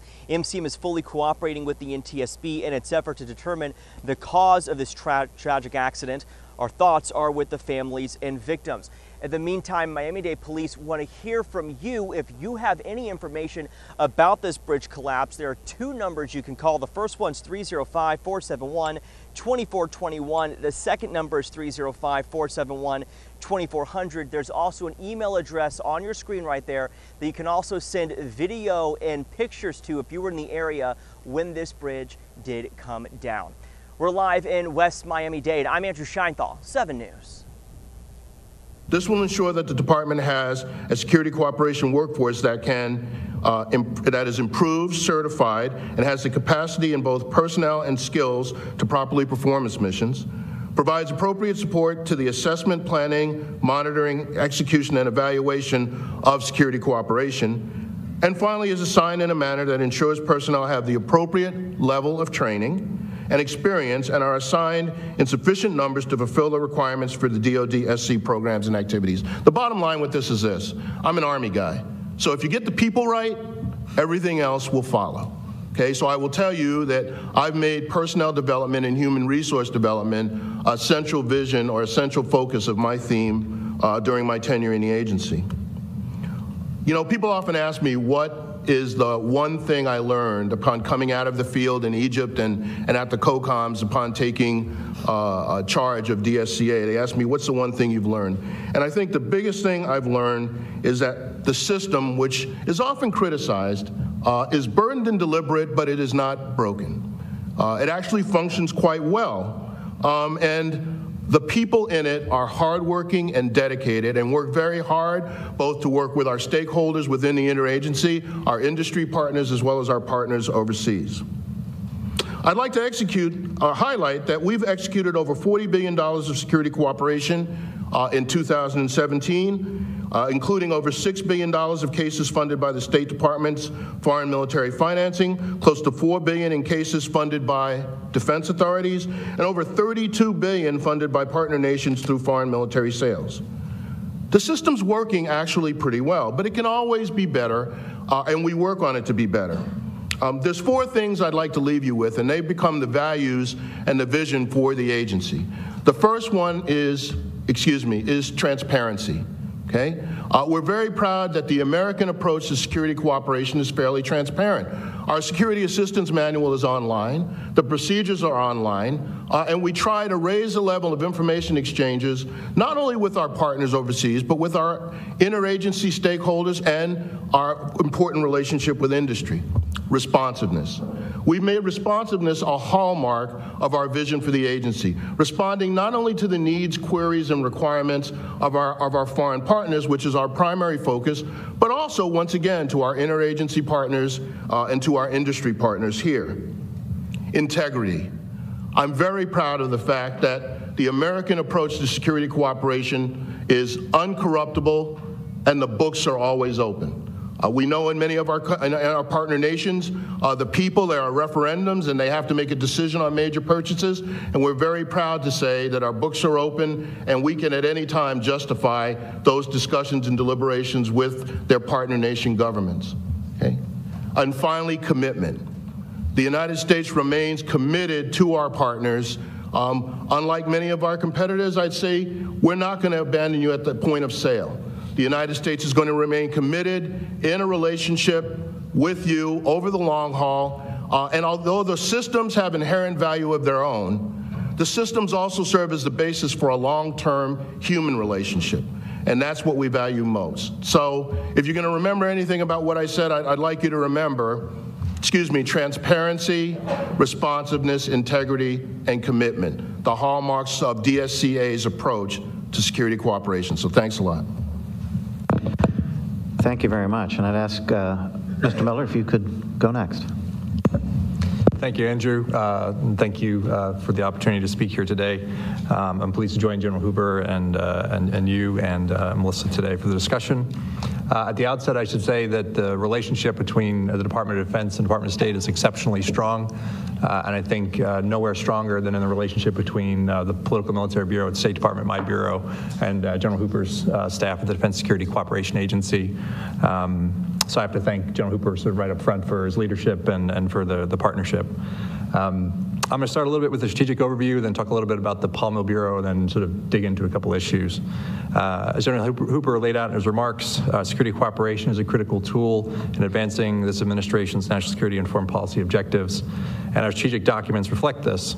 General Hooper spoke to the National Defense Strategy, and I'll speak just briefly about the Joint State USAID Strategic Plan, which is our equivalent over at the State Department USAID.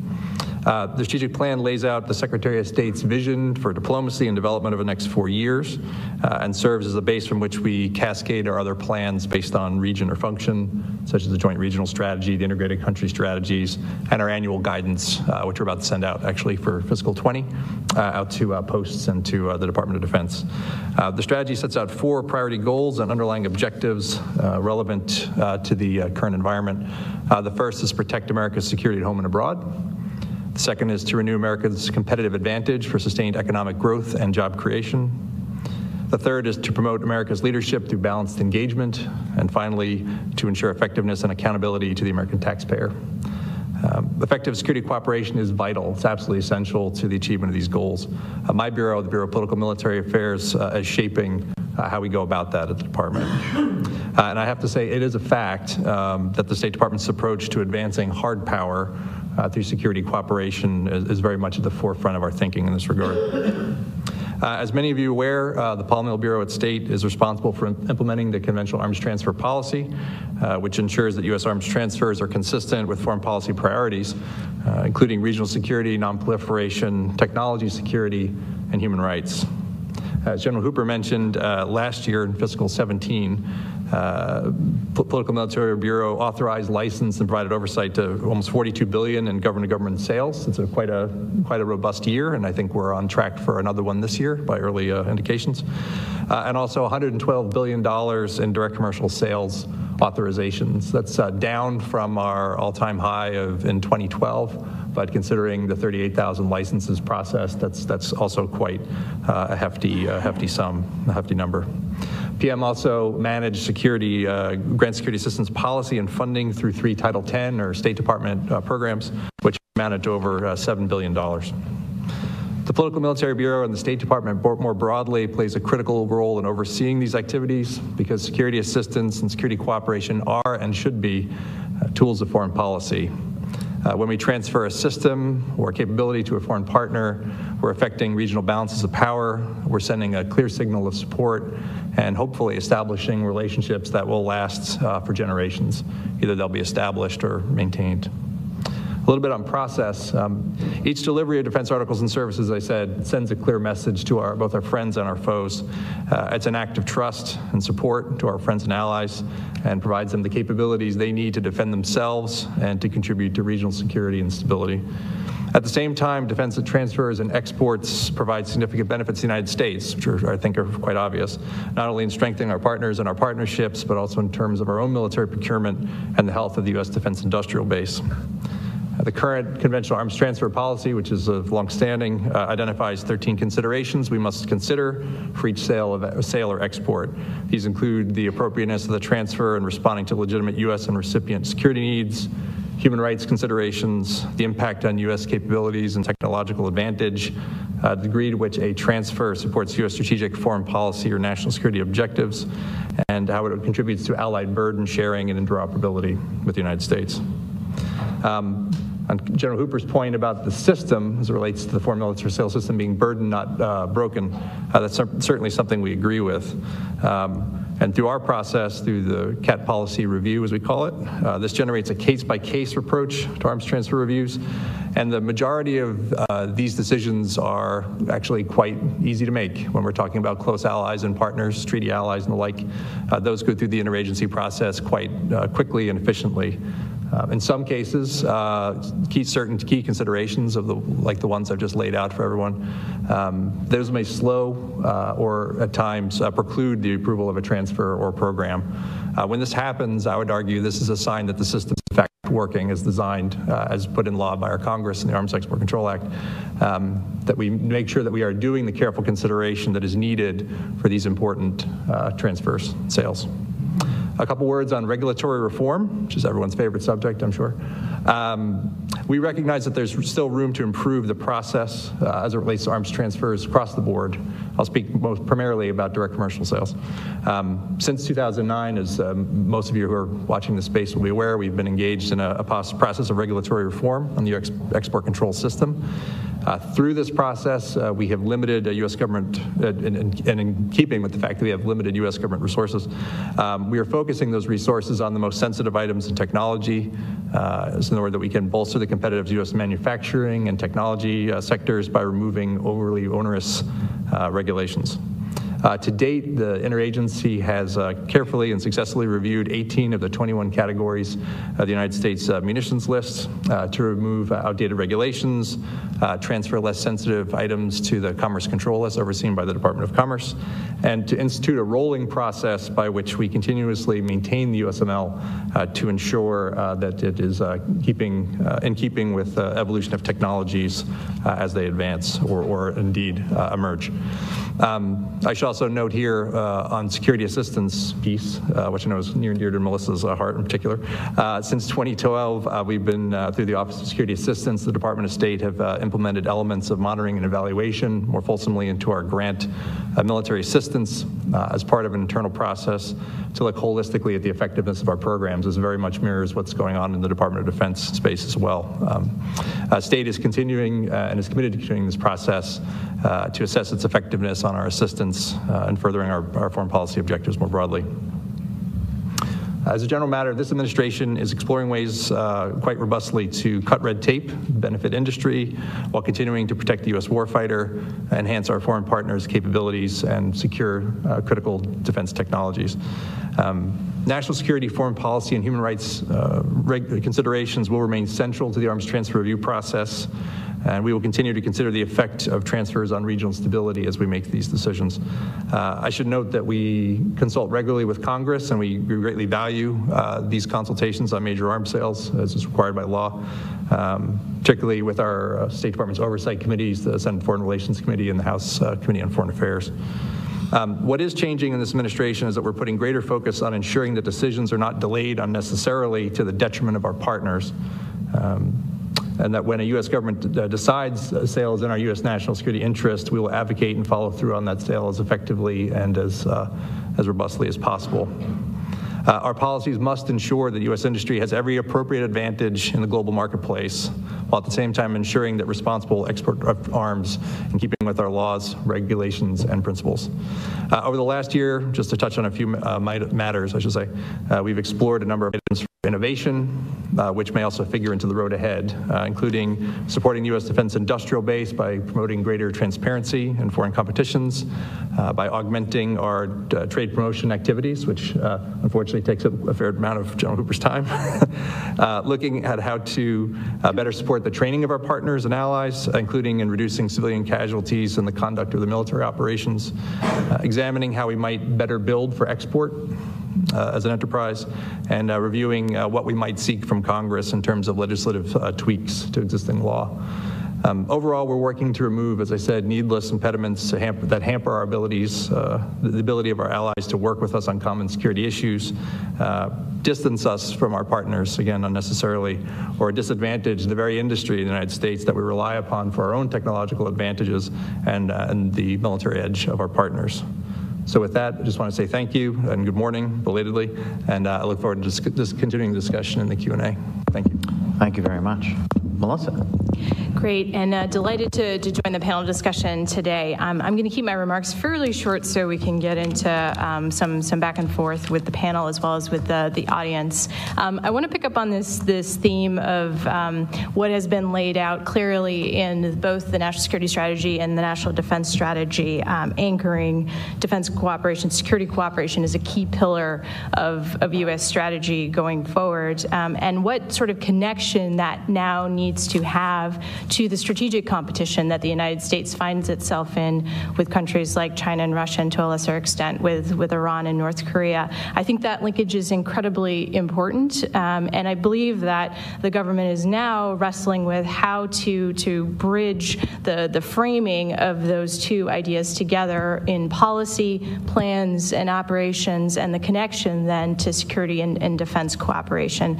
Security cooperation, of course, has been incredibly important for years, for decades really, in bolstering relationships with longstanding allies and partners, in terms of ensuring operational access and interoperability for crisis and contingencies. But in this frame shift to thinking about the connection of defense cooperation and strategic competition, there's a real opportunity to think about how our defense cooperation relationships can be used and leveraged for deterrence around the globe, and arguably perhaps a lower cost way of offsetting gaps in U.S. force posture or risk as we need to shift focus to other parts of the globe. And I know there's a lot of hard work going on in both departments represented here on the panel today to think through those issues. There are also, in the intersection of defense cooperation and policy, some perennial tensions in policy, many of which that have been touched on by my co-panelists, in terms of supporting and building key capabilities in our partners and allies to secure common security objectives being a key policy objective. We've also seen an elevation of what was perhaps a more latent or subtle driver of policy in terms of what this means for the U.S. economy and U.S. jobs, and now manifested in an America First agenda and what sort of role our defense trade can play in advancing that priority going forward, and how that also interacts with what seems to be a greater emphasis in this administration on asking our allies and partners to do more, and what role and what intersection defense cooperation is going to play between the two of those. There could be a role for joint production, research and development, some cost sharing and profits that my colleague Andrew Hunter has done research on as a potential bridging function across those objectives. But I think we're seeing quite clearly those objectives being wrestled with right now in policy.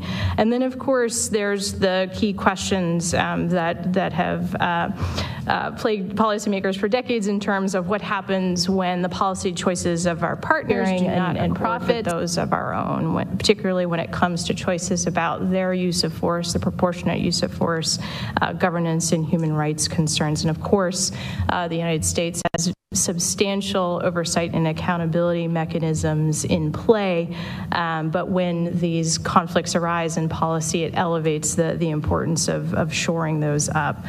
And so those tensions are clearly coming into the fore and will need to be further grappled with in the context of what the intersection of defense cooperation and strategic competition on the global stage means, and perhaps elevating some of those objectives over others. And I think that raises the imperative for a strong congressional engagement, strong interagency and robust debate, clear processes for articulating what outcomes we're trying to achieve with our allies and partners, what are the corresponding objectives, and ensuring we have very robust monitoring and evaluation to actually ensure that we're achieving what we're setting out to do. I want to end on 6 key questions that Andrew and I are hoping to tackle over the next few months to a year. I don't have answers to them today, but they are definitely on our minds as we think through these issues. The first is how to better and clearly link U.S. strategic objectives to targeted defense trade with our allies and partners and across the balance of U.S. foreign policy objectives. The second is what transparency measures are needed for Congress, the U.S. public, defense industry, and our allies and partners on defense trade cooperation as we make these changes. The third is, do defense trade regulations need to be innovated to enable the United States to compete globally in this increasingly strategic competitive environment? The fourth is, what are the avenues for cooperation on the research and development end with our allies and partners? The fifth is how to balance U.S. government preferences for capability and platform development with our allies and partners' preferences for tailored and technical additions to stock platforms.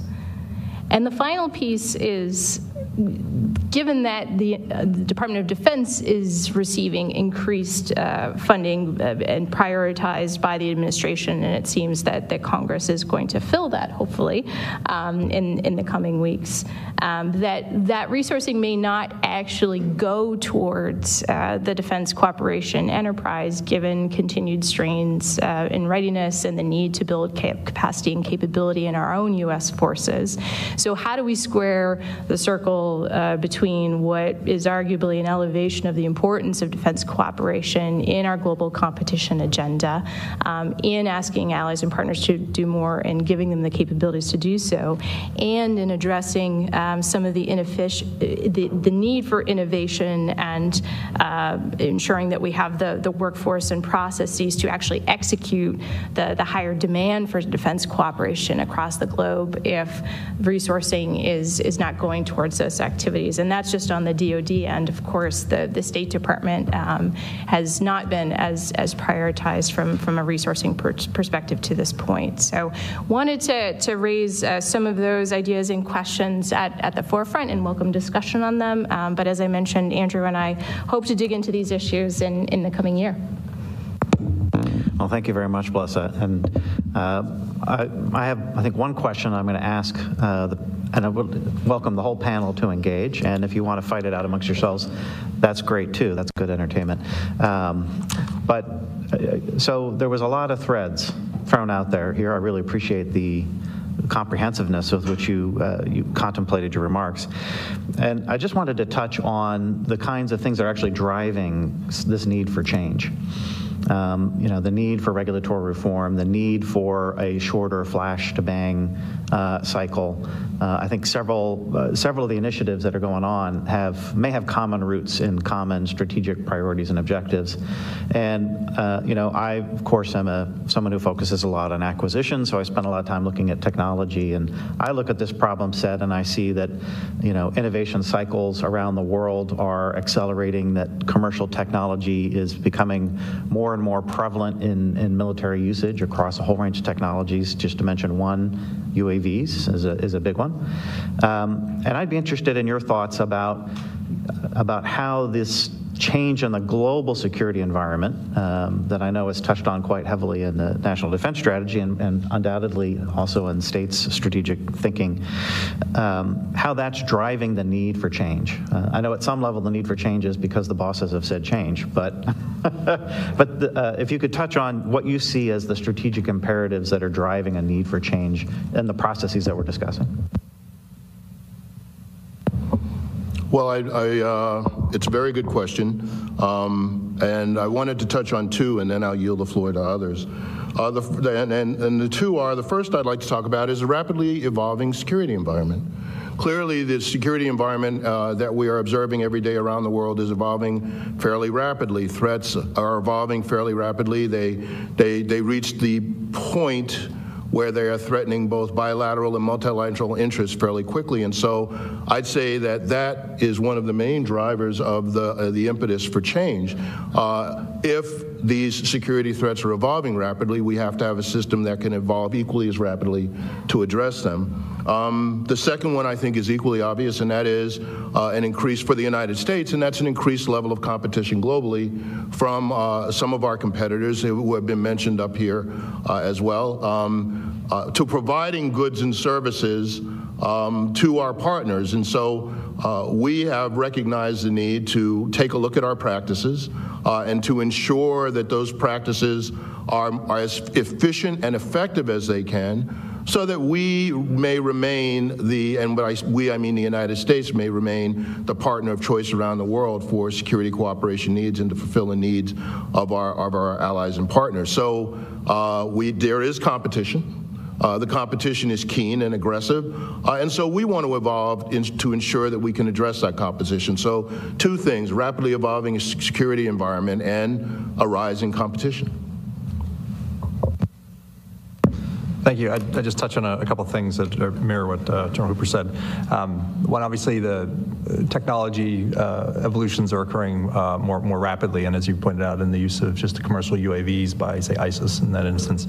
So we need to make sure that as we're looking at regulations that we are constantly turning them over, which is part of what we're doing with the U.S. munitions list, for example, to make sure we're. All right, everybody, that's going to do it for us here on Fox News Now, part of Fox10Phoenix.com. Everybody have a great and a safe evening, weekend. I will definitely see you back here Monday. Make sure you tune in for extra. Everybody take care. We'll see you then.